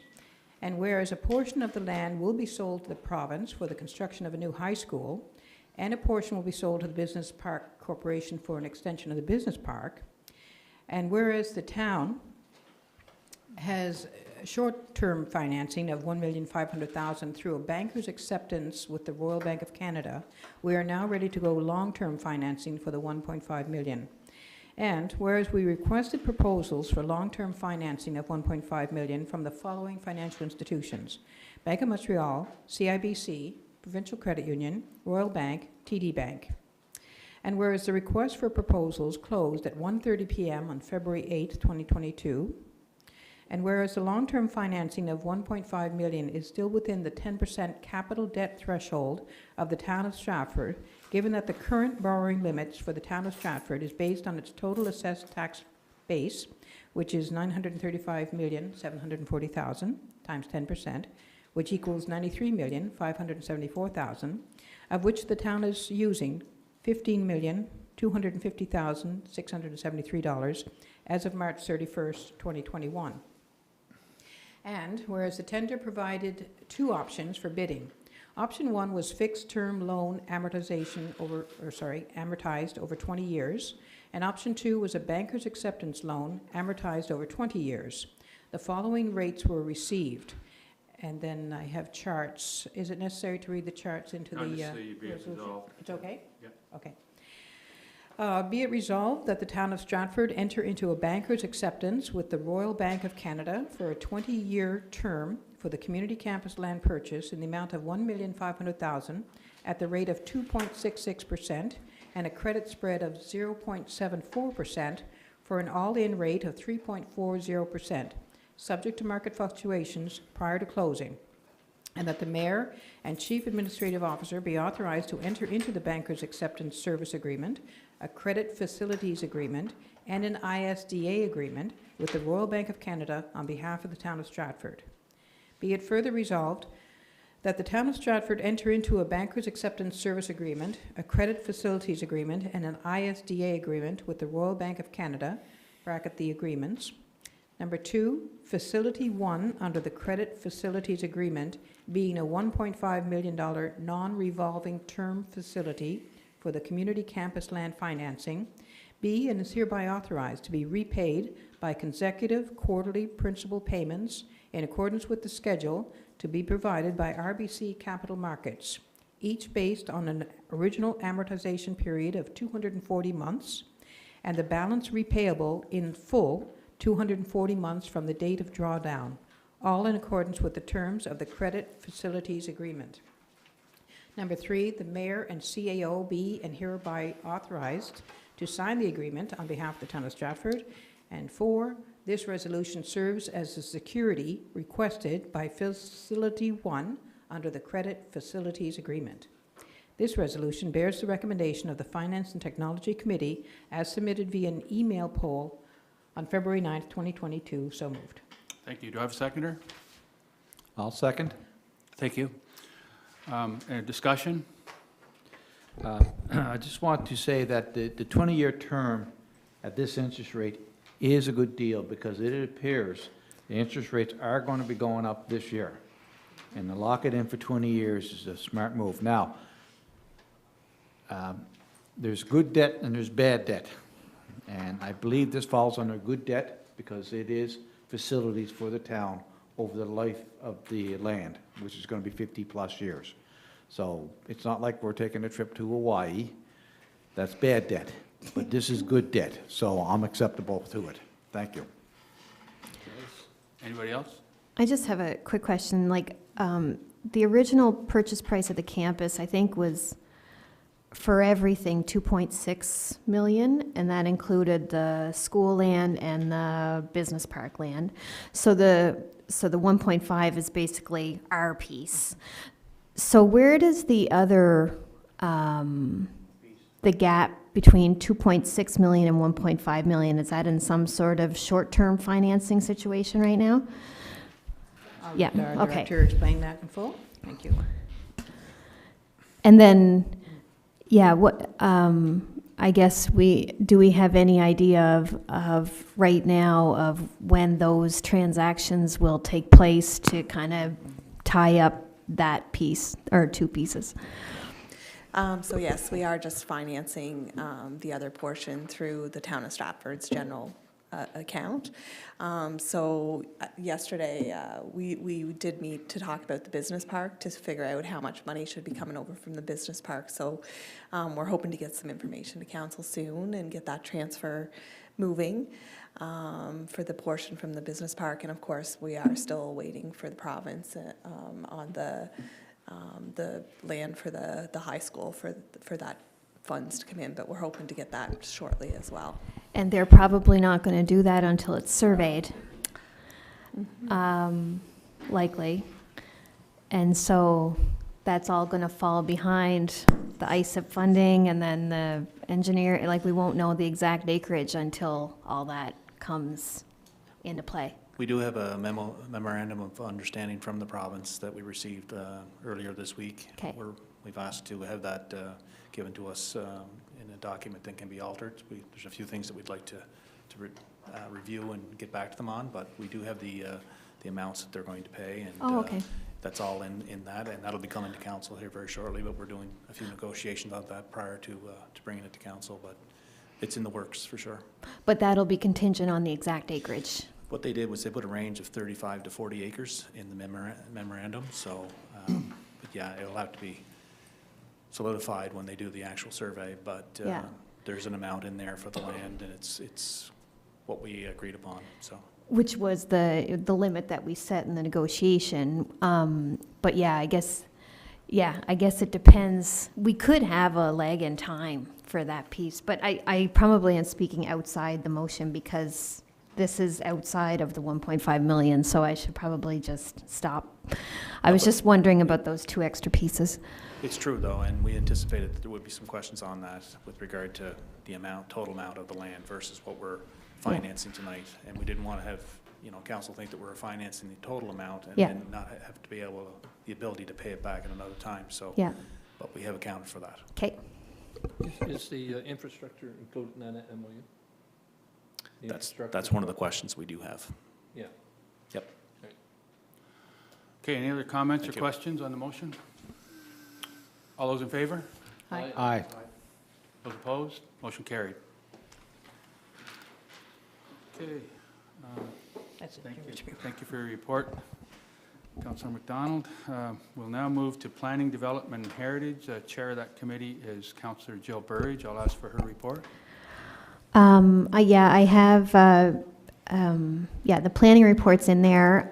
If you had time to review, I mean, most of what we're going to be speaking to tonight is in resolutions. Updates, there's a subdivision up off Mason Road, the Chen Sun subdivision. That's, I think, 28 lots, 22 single family, 6 duplex. It's a low density development. I think they're still working with Department of Transportation on that one. Other than that, we had the public meeting with regards to the rezoning, the land use amendment, and the height variance, and the text amendments. So that's mostly what the business that I'm going to be doing tonight, so I won't reiterate by adding that to the report. But if anyone has questions on the planning report, feel free. Any questions? Did we receive any written submission after the meetings? We did. Okay. I'm trying to remember how many. We read them all in at planning. I think there were 3 or 4 that were businesses that were writing in favor of the development, and there was at least one resident nearby on Dale Drive that had a lot of questions and clarifications for the developer. So, unless you have more to say, Blaine, but yeah, Does Blaine have anything to add to this? I don't think so. She's correct. Yeah. Okay, thank you. Oh, sorry, go ahead. Yeah, I'm sorry. So the residents' concerns, are they a part of this package tonight, or? They should be in there. Yeah. Yep, residents' comments are included. Yep. All the resident comments is a third item after the resolution. Yeah. One of the residents who lives nearby had a number of points on the development, but I shouldn't say she, the resident spoke in favor of the rezoning and said the rezoning makes sense, but they just had concerns on some more intricate details of the development. Green space, that's right. Can you just show me where the residents' comments are? I just wanted to follow. That's right, the third one down. PH 005, there's that one? residents' comments. Just that one? No, there should be more than that. That's 4. It's supposed to be 4, yeah. I only found one. Oh, there's a I problem saw with 4 at the some point. upload then. Yeah.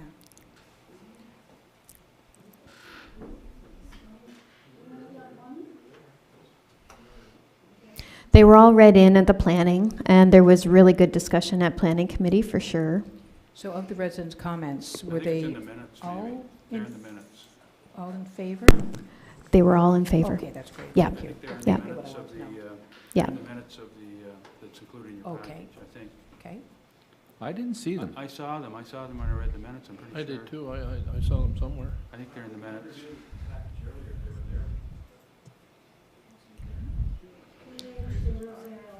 No, they're not in the minutes.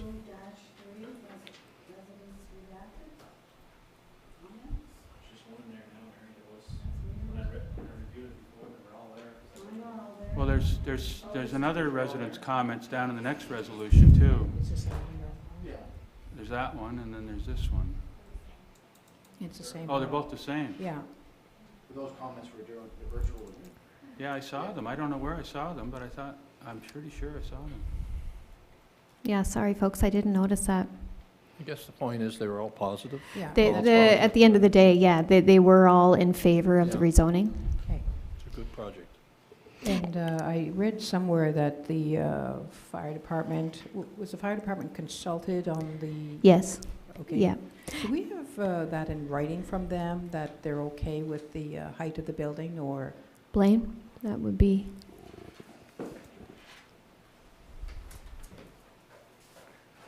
I think we're getting into some discussion around the resolution, and we haven't moved or seconded the resolution yet. Pardon? I I'll just quickly answer Councillor McDonald's question. Go ahead, you're up there now, go ahead.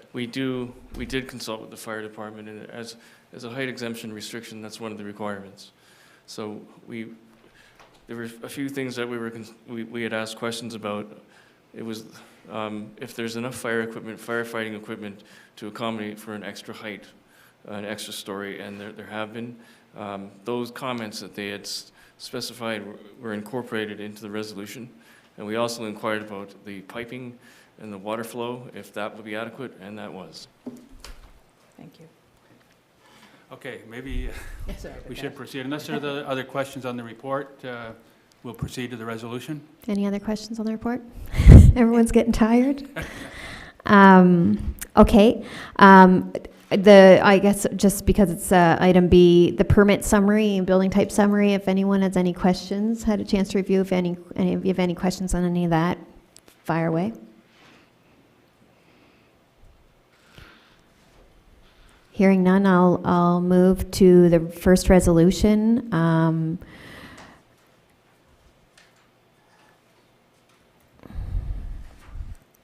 So this is number PH 004-2022, OPA-001-22, 106-60477, Canada Inc., Irving Avenue, PID number 739. This is really small on here. 739-003 and 790-246, official planned land use amendment. Whereas an application has been received from 106-60477 Canada Inc. to redesignate parcel numbers 790-246 and a portion of parcel number 739-003, approximately 4.55 acres, from the residential serviced designation to the mixed-use land use designation.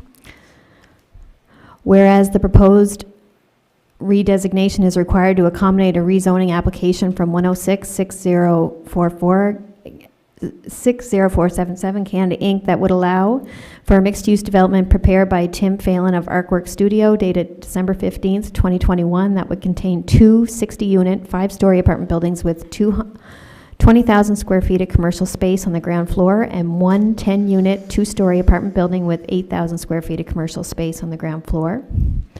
And whereas 37 notification letters were sent out to property owners whose parcels were within the 150 meters of the subject property. 2 advertisements were placed in the Guardian on January 17th and 22nd, 2022, and the proposed amendment was advertised on social media to solicit input and notify residents of the public meeting. And whereas a public meeting was held on January 26, 2022 at 7 p.m. and due to COVID gathering restrictions, viewing was limited to a live stream over town social media where no residents registered to participate. And residents were registered to participate, and residents were given until January 31st, 2022 to submit their comments. And whereas comments on the Facebook live stream were in support of the rezoning application and were read into the record and recorded in the minutes, 4 written letters of support for the rezoning application were received by the deadline. Be it resolved that the Town of Stratford Official Plan 2014 Schedule B General Land Use Map is amended and the land use designation of parcel number 790246 and a portion of parcel number 739003, approximately 4.55 acres, hereby be designated as mixed use as shown in the attached map, hereby excluding it from its former designation of residential serviced. So moved. Okay, seconder? I'll second that. Okay, just a clarification in the, I know that there were no registered residents, but there were residents that did Yeah. participate through the YouTube stream. So there were residents, whether or not they registered, they still participated. So that's just I was wondering on that clarification there. wording too, Just yeah. a clarification, yeah, because Yeah. originally it was going to be an in-person. Yeah. And we couldn't because of the circuit breaker, so Yeah. we allowed people to participate. Yeah. I can just talk a little about that. Similar to the last virtual meeting we had, we required people to register. So they would call ahead, provide their name, phone number, and address and stuff like that. In this case, we didn't have anyone do that. There were a couple phone calls in questions, but that's what they mean by when it says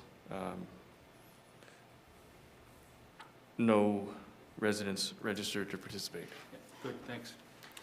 Okay, any comments or questions, discussion? Hearing none, all those in favor? Aye. Aye. Those against? Motion carried. Okay. Another All couple right, of resolutions. moving on, and Carter's not here. This one contains the height variance, I believe.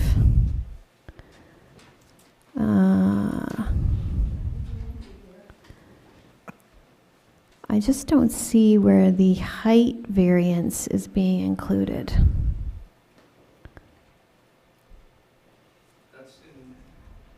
I don't see a resolution with the height variance.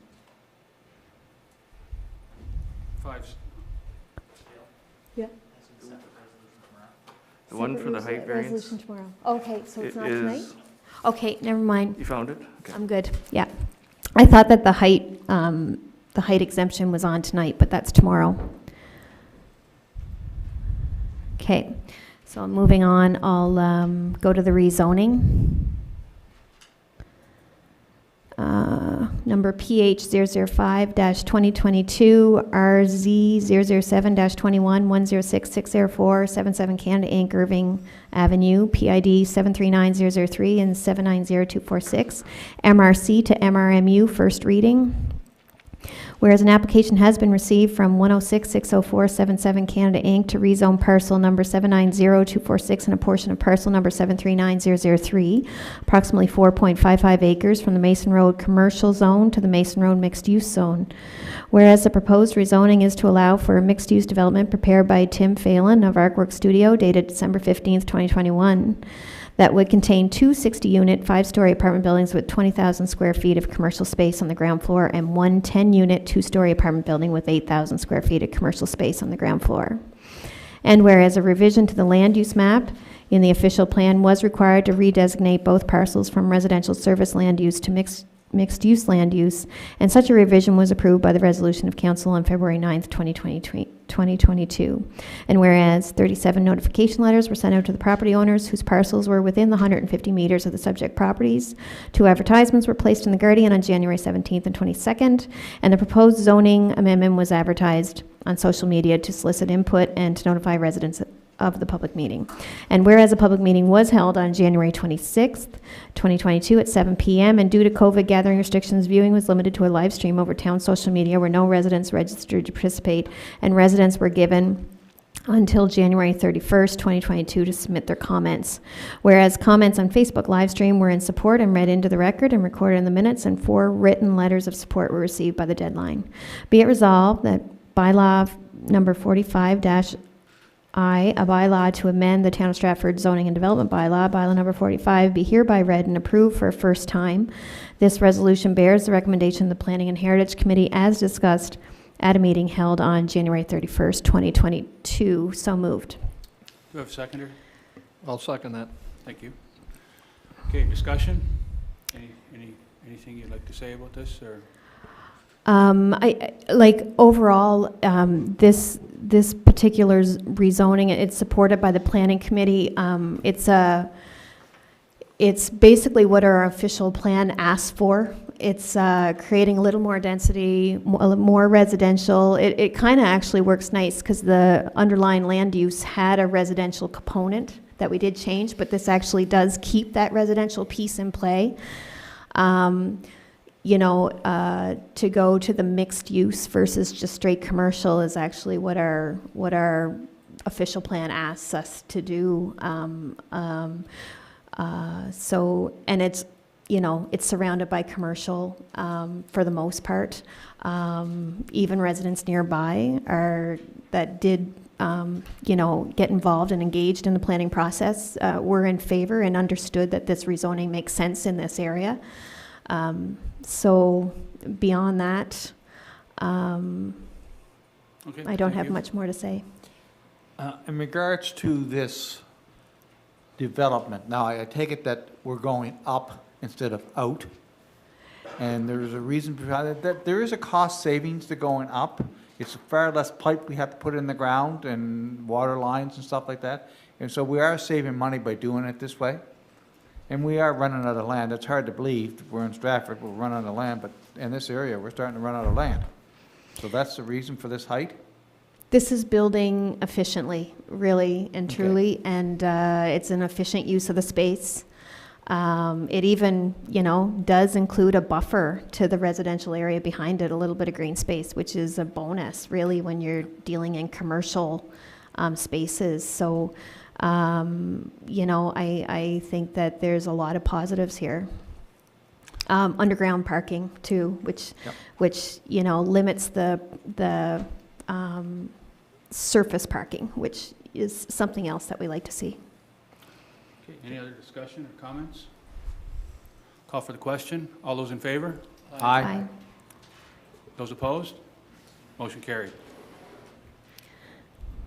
All right, next one, number PH 006, 2022, A002-22, General Text Amendments, Town of Stratford Zoning and Development Bylaw number 45, first reading.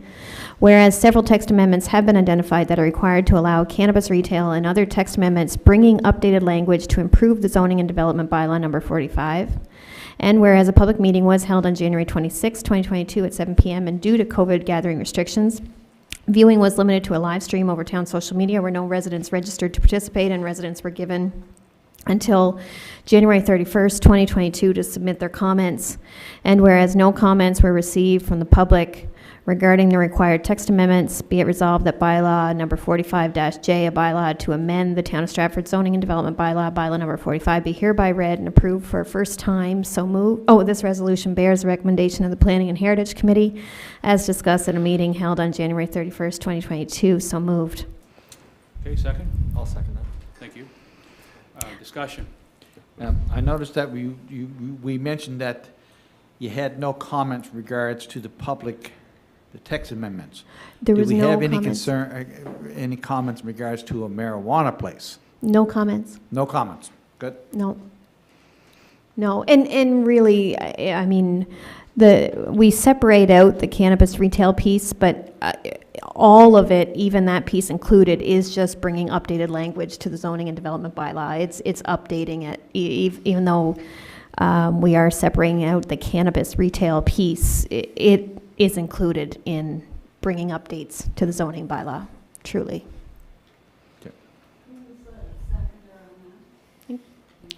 Aaron. Councillor McDougall. Okay, any other discussion or comments? All those in favor? Aye. Those against? Motion carried. Okay, last one, guys. Reading as quick as I can. Number PH 007-2022, Development Officer Appointment. Whereas council hereby delegates the Chief Administrative Officer the power to appoint development officer by resolution in accordance with subsection 22 of the Planning Act, whose duties shall be provided in the Zoning and Development Bylaw number 45.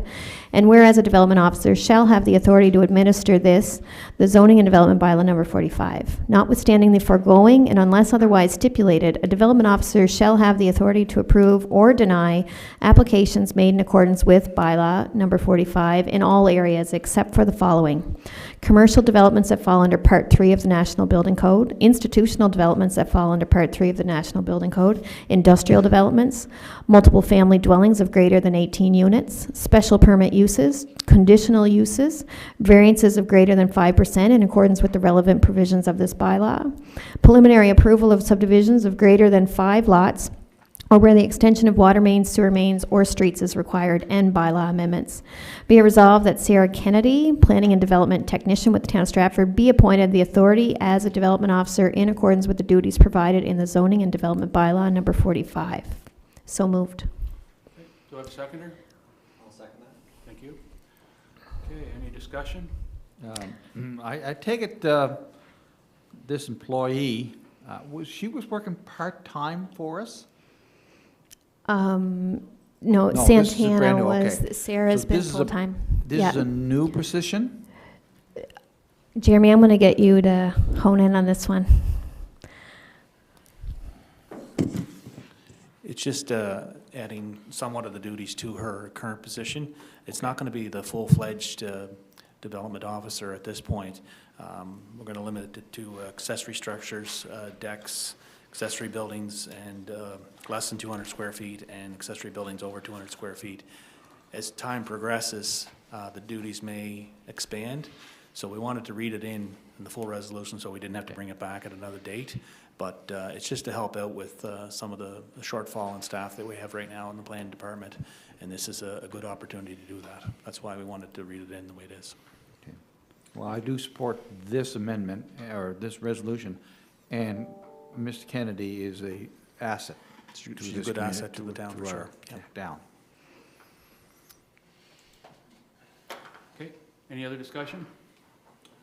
Call for the question. All those in favor? Aye. Those against? Motion carried. That's it for me. Thank you. Thanks for your report.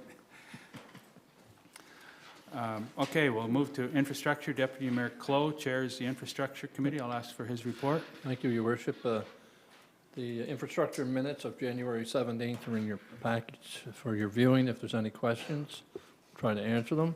I'll go through the memo, infrastructure memos, which a lot of what's in the minutes is in the memo. The wastewater treatment plant decommissioning. I'm very, very, very happy to say that the contractors have completed the infilling process. Wow.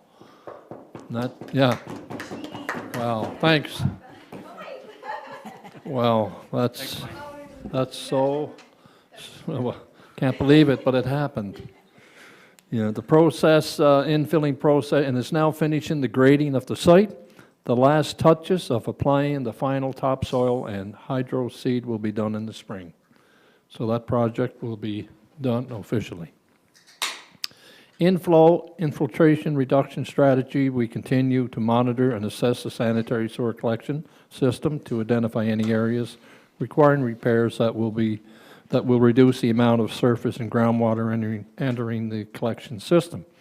The dry storage building, construction is progressing well on the building with the framework complete and the roofing installed. We are confident the project will be substantially completed by the end of March. And anyone driving down that area, it certainly stands out, and we certainly will be using that. New water reservoir, an RFP has been prepared to proceed with the project of installing a second water reservoir adjacent to the existing one. In the pondside watershed restoration, an RFP has been issued to engage a consultant to develop the plans and oversee the construction involved with the restoration of Kelly Pond and Moores Pond. Proposals will be received early in March.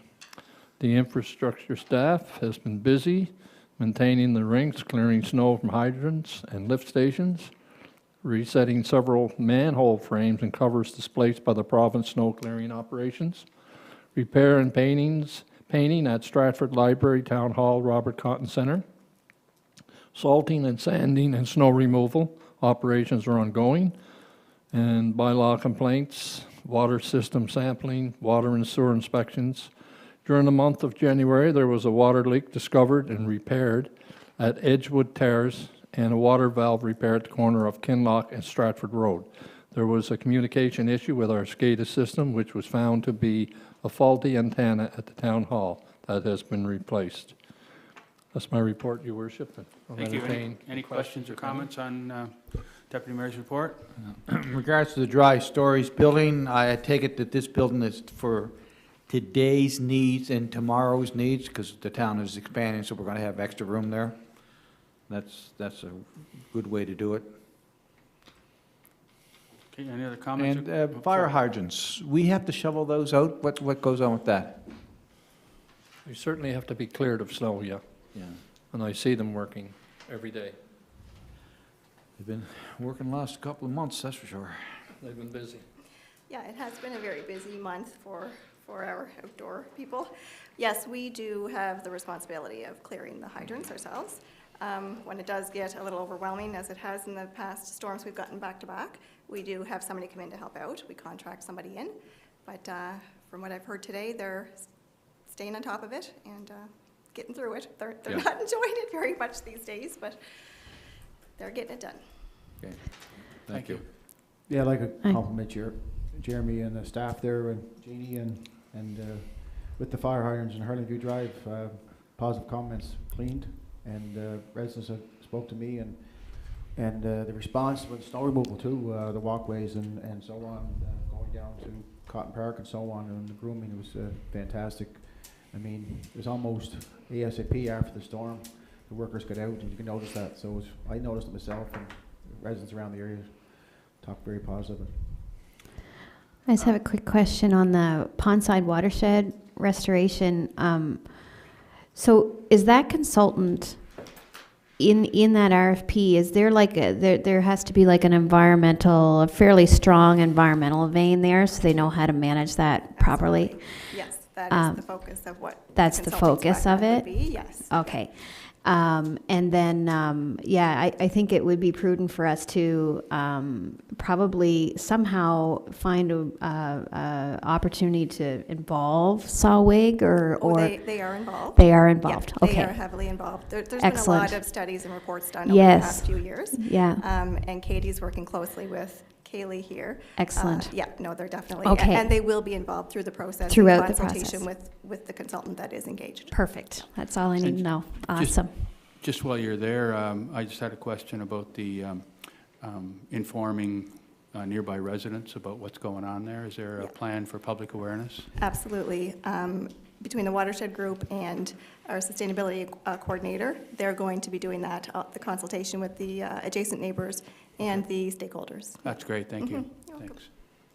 Thanks. And while you're there, I just want to give a shout out to the people who worked on the water valve problem at the corner of Stratford and Kinloch Roads. By there a couple times, it was bitterly cold that afternoon and evening, and they worked till 10 o'clock that night in the bitter cold to make sure the people in the area that were cut off from their water got their water back. And it was a Friday night, and I just thought it was great that they were able to do that. It went relatively well, all things considered. Now I know they've got, Oh, sorry, go ahead. They've got gravel down now in the excavation as the temporary repair. And I know that after the rains yesterday, there was some washout that we've tried to top up. But we are reaching out to the province to see if they can provide a more permanent temporary fix with some cold patch that'll sustain traveling until we can actually repair it with asphalt in the spring. Yeah, that was a great job, though. Thanks. Thank you. I would also like to thank Jeannie at our last infrastructure meeting on the wastewater treatment plant. She had photos of before and after.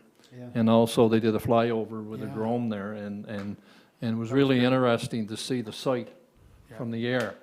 And it was mentioned at the meeting that perhaps we should put that on our webpage and let the residents see that, because there's so many questions on why it's taken so long and everything. But it was an eye-opener for myself and the committee. And your worship, I think you were at that meeting. Yeah. It was nice. That's great. So I want to thank you, Jeannie, for that. It was nice.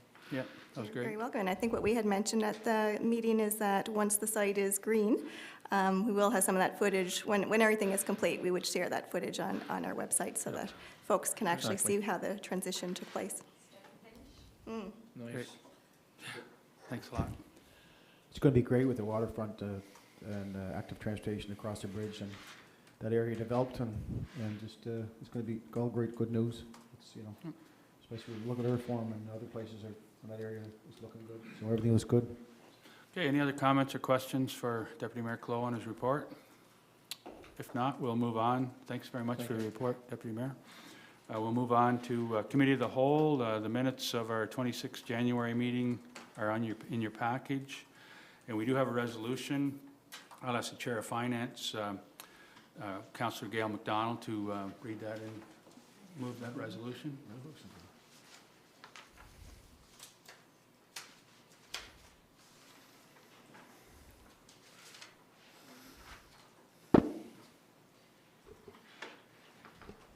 So resolution number CW004-2022, revenue sharing agreement. Whereas the province transferred tax room in the amount of 20 cents per $100 of assessment to Stratford in 1995, when Stratford was amalgamated to compensate Stratford for services provided by the municipality. And whereas the province repealed the tax room transfer in 2008 and replaced it with the municipal support grant, which caused a significant loss in revenue for Stratford and some other municipalities since that time, particularly those with strong assessment growth. And whereas the province and the affected municipalities negotiated a new revenue sharing agreement to replace the municipal support grant, referred to as Memorandum of Understanding - Municipal Funding, and the effective date is from April 7th, 2017 to March 31st, 2022, with the rate at the end of the term is 13.8 cents per $100 of assessment.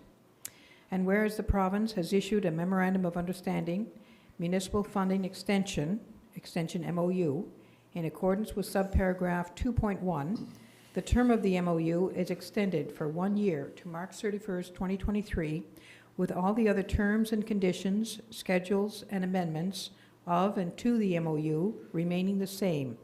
And for clarity, the tax credit rates in for 2021 and January to March 2022 shall continue unchanged for the extension year at a rate of 13.8 cents per $100 of assessment. Be it resolved that the attached Memorandum of Understanding Municipal Funding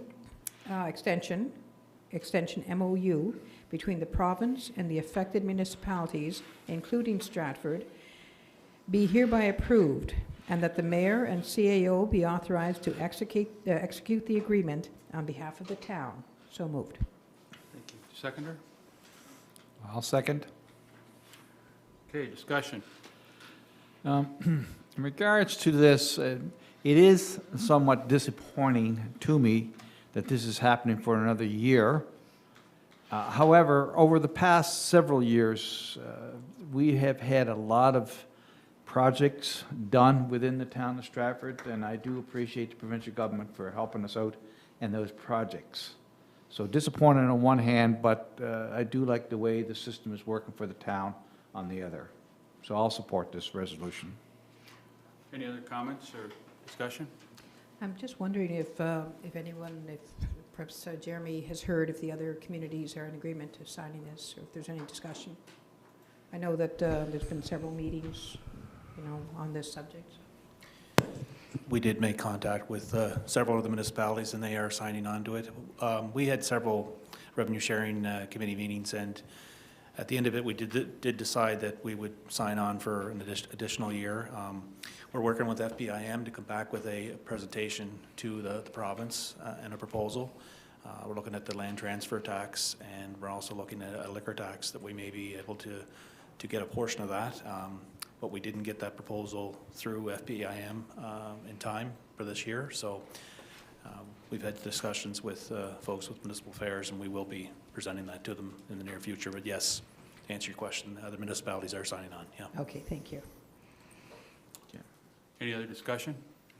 Yeah, Comments, I don't think questions? we have like a choice here. Like if we voted down, Then we don't get any money at all. I don't think. We're over a barrel. That would put us in a fair position. Yeah, you're right. You're absolutely right. Okay, with that, I think I'll call for the question. All those in favor? Aye. Aye. Those opposed? Motion carried. Thank you. You're welcome. Okay, next item is item 15, sustainability. I'll ask the chair of that committee, Councillor Darren McDougall, to give his report. Jeez, I better keep this one simple. I'm starting to fade. I don't know how the deputy mayor does it. He's twice my age. He's over there, spry as can be. Twice? I'm bad at math. Twice He my doesn't have- age, by God, I'm pretty old. He doesn't have 5 kids running around. He's chasing. Got my He's over walker there, here. spry as can be. I'm just fading over here. Look at him. This is a marathon. Worked a lot of midnights. All right, I'll just hit the points here. We, our committee met on February the 2nd. And we had a good meeting. We had a good crew, and our mayor attended, and Councillor Smith, myself. We introduced Katie Saunier, who's taking over for Maddie as the sustainability coordinator, and Katie presents very well. She is going to be a good asset to the town. Of course, Maddie was as well, and will be when she's done with her maternity leave. The Municipal Natural Asset Initiative update was presented by Katie, and it's attached here in our package. The CAO, Jeremy, updated us on the electric vehicle charging stations, which he's continuing to monitor. It's a work in progress, so Jeremy will continue to update us on that. The switch program, good updates, all is well. The program is better than expected. Stratford appears to be the leader in regard to the amount of projects that are being requested and completed and whatnot. In fact, we ran out of money. I think that's a good problem to have. We've given it all away. So we're looking for another round from the FCM in regard to the funding of that program. Where are we in here? New business. We had an update on the Bunbury Forest land protection.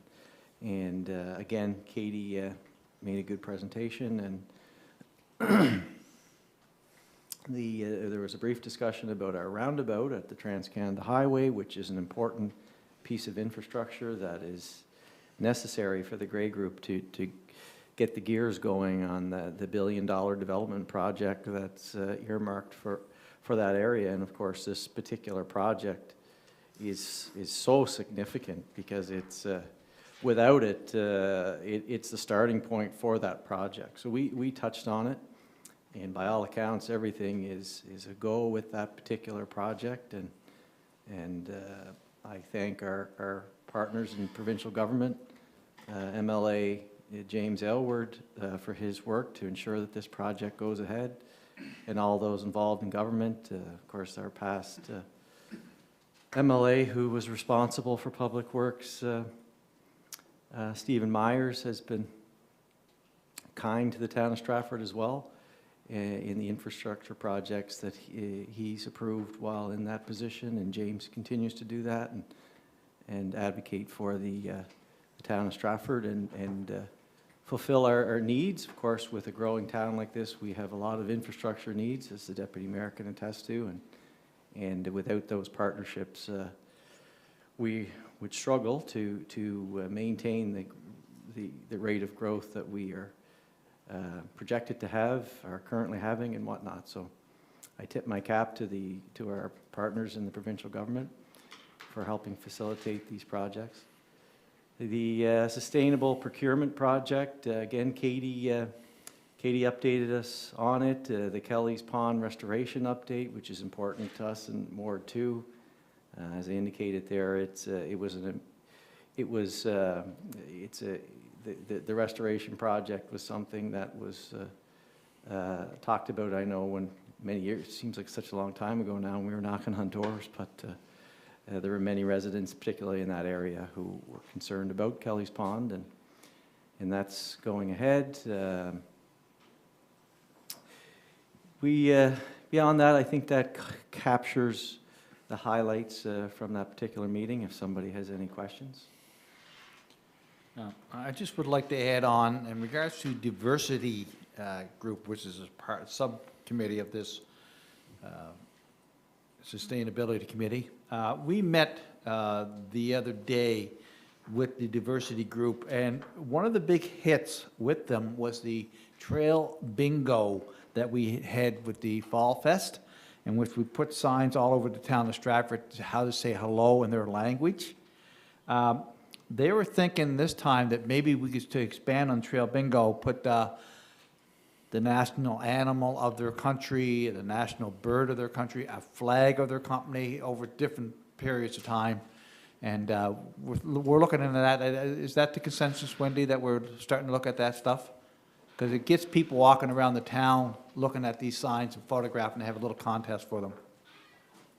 Yeah, there is actually a current trail bingo underway that with the Recreation Department, and that's who we always partner with on that. So they actually have one right now for Winterfest. But in the future, when we're looking at other ones, those ideas certainly will be on the table. Yep. Yeah. So, I mean, every country has a national bird apparently, and every country has a national animal, so.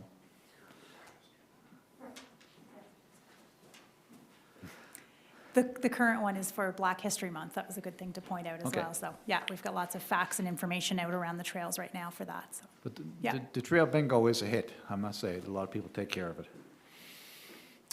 Okay, any other comments or questions for Councillor McDougall? If not, thank you for your report. Thank you, Your Worship. We'll move on to accountability and engagement, which I chair. We didn't have a meeting, but the only thing I'll say is that as I mentioned at the start of our meeting, I encourage all residents to complete the 2022 Stratford resident survey, and really means a lot to council. It gives us a good sense of the pulse of the community, and what their preferences are, and what the needs and wishes are for changes and new programs and services. So encourage everyone to complete that. With that, human resources, anything? Nothing, Your Worship, at No, this time, no? nothing, no report, okay. At this point, is there any inquiries by members of council on anything at all that we haven't touched on? Just Or one anything? thing, just, and I'll take a second there, but we got that email today on the, I always thought we were the fastest growing community, but when we got that email today, I guess we're in 6th place.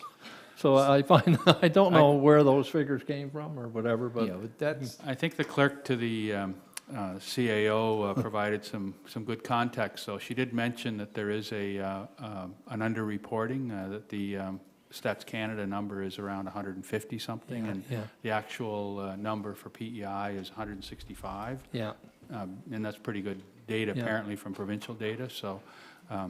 that's got to be reconciled, and it will be done over the next. Yeah. So those other 15,000 people probably live in Stratford. Well, I can't remember the exact numbers, but it's, yeah. I was just surprised to see that. In the last census, though, we were, so we have been accurate up until this time, yeah. Yeah. Just a change in this current data. PEI itself, it's the fastest growing province in Canada. Yeah, 8% growth, yeah, yeah. but I'd like to add, I know don't what's get hooked coming. up on percentages. I sent an email out about percentages. Don't get hooked up on that stuff. It's numbers that you look at. So, No, I was Percentage. just surprised to see that, so exactly. threw me off. We're still getting hundreds of people moving to our community I every know, year. I know that, and that's why I'm surprised to see that. Yeah, but the percentages will dictate, after you get so many people, 100 people doesn't count for much anymore. Yep. Okay, I think we better move on here unless we, unless you want to belabor this. Next item is other committees, Stratford Seniors Complex. I'll ask the Deputy Mayor to give his report, and Deputy Mayor Clow to give his report. Yeah, everything is good there. We're just having a few issues with snow removal, and everybody's having that. And if you drive by there, you'll see the snow's up over the patio doors. And so I've met with Kim, and we've discussed that, and it's being looked after. So we're going to get some snow moved there. But it's a tight area in there in the parking lot. But everybody's having the same problem with snow removal. So other than that, everything's been fine there. Do we move it out of there like the, Snow blower, yeah. oh yeah, we don't pick it up and take it somewhere? Don't load it and throw it in I don't think we Can take truck? it out, do we, Kim? or more money, I'm thinking a snow blower, but. or wait for the rain. This year, obviously, there's a lot more snow than normal. We have already had them in once to remove some snow from the parking lot side of the building. And the next one that we're doing is we're getting a skid steer and blower to come in and just blow snow from the whole, all around the building, Perimeter of the just building. throw it out further Like into the Murphy yard. did it. Yeah. Well, other than that, Your Worship, everything's fine. Thank you. And on the Community Campus Implementation Committee, anything new on there? Just a few Councillor points. We have received the updated report after the community consultation, so that was received earlier this week. We're setting a committee meeting for next week to go through that. And then once the committee meeting, once we review it there, then the next steps would be to review the report and accept or recommend changes. And ultimately, the final accepted report will be brought to council for approval to adopt. No word on ISIP funding yet. We basically put in the 3 applications under 3 different things. So there was the water, sewer, and storm installation, there was the active transportation network, and there was the 3rd one, the solar array for the electrical distribution of streetlights, trail and field lights, and the sewer pump station. So, and then we're going to be using the Canada Community Building Fund, the New Deal money, to complete the road construction and paving through the campus.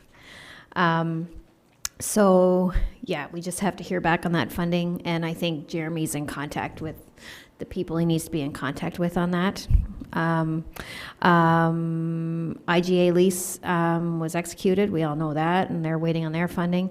One item that provincially that I can report on is the RFP for design for the school has closed, so that's going to start, which is exciting this year. And then upcoming considerations on the committee, we are going to add discussions just with Jeannie's going to be the new team, the new lead on this with Robert retiring. So Jeannie's going to be our new lead, staff lead on the Community Campus Implementation Committee. And then I think we're also going to look to bring in planning as well on that committee, because I think it's important. One of the upcoming things that is going to be design guidelines. That's going to be a priority for the campus coming up. So other than that, the MOU Jeremy talked about earlier would be another update. The province sent through the MOU to Jeremy, and him and Jeannie will likely work through the details of that and keep that running. That's it, I think, for updates from the committee. Great, thank you. I have a question with Jeremy Pierce. Jeremy, is the RFP on the fundraising there?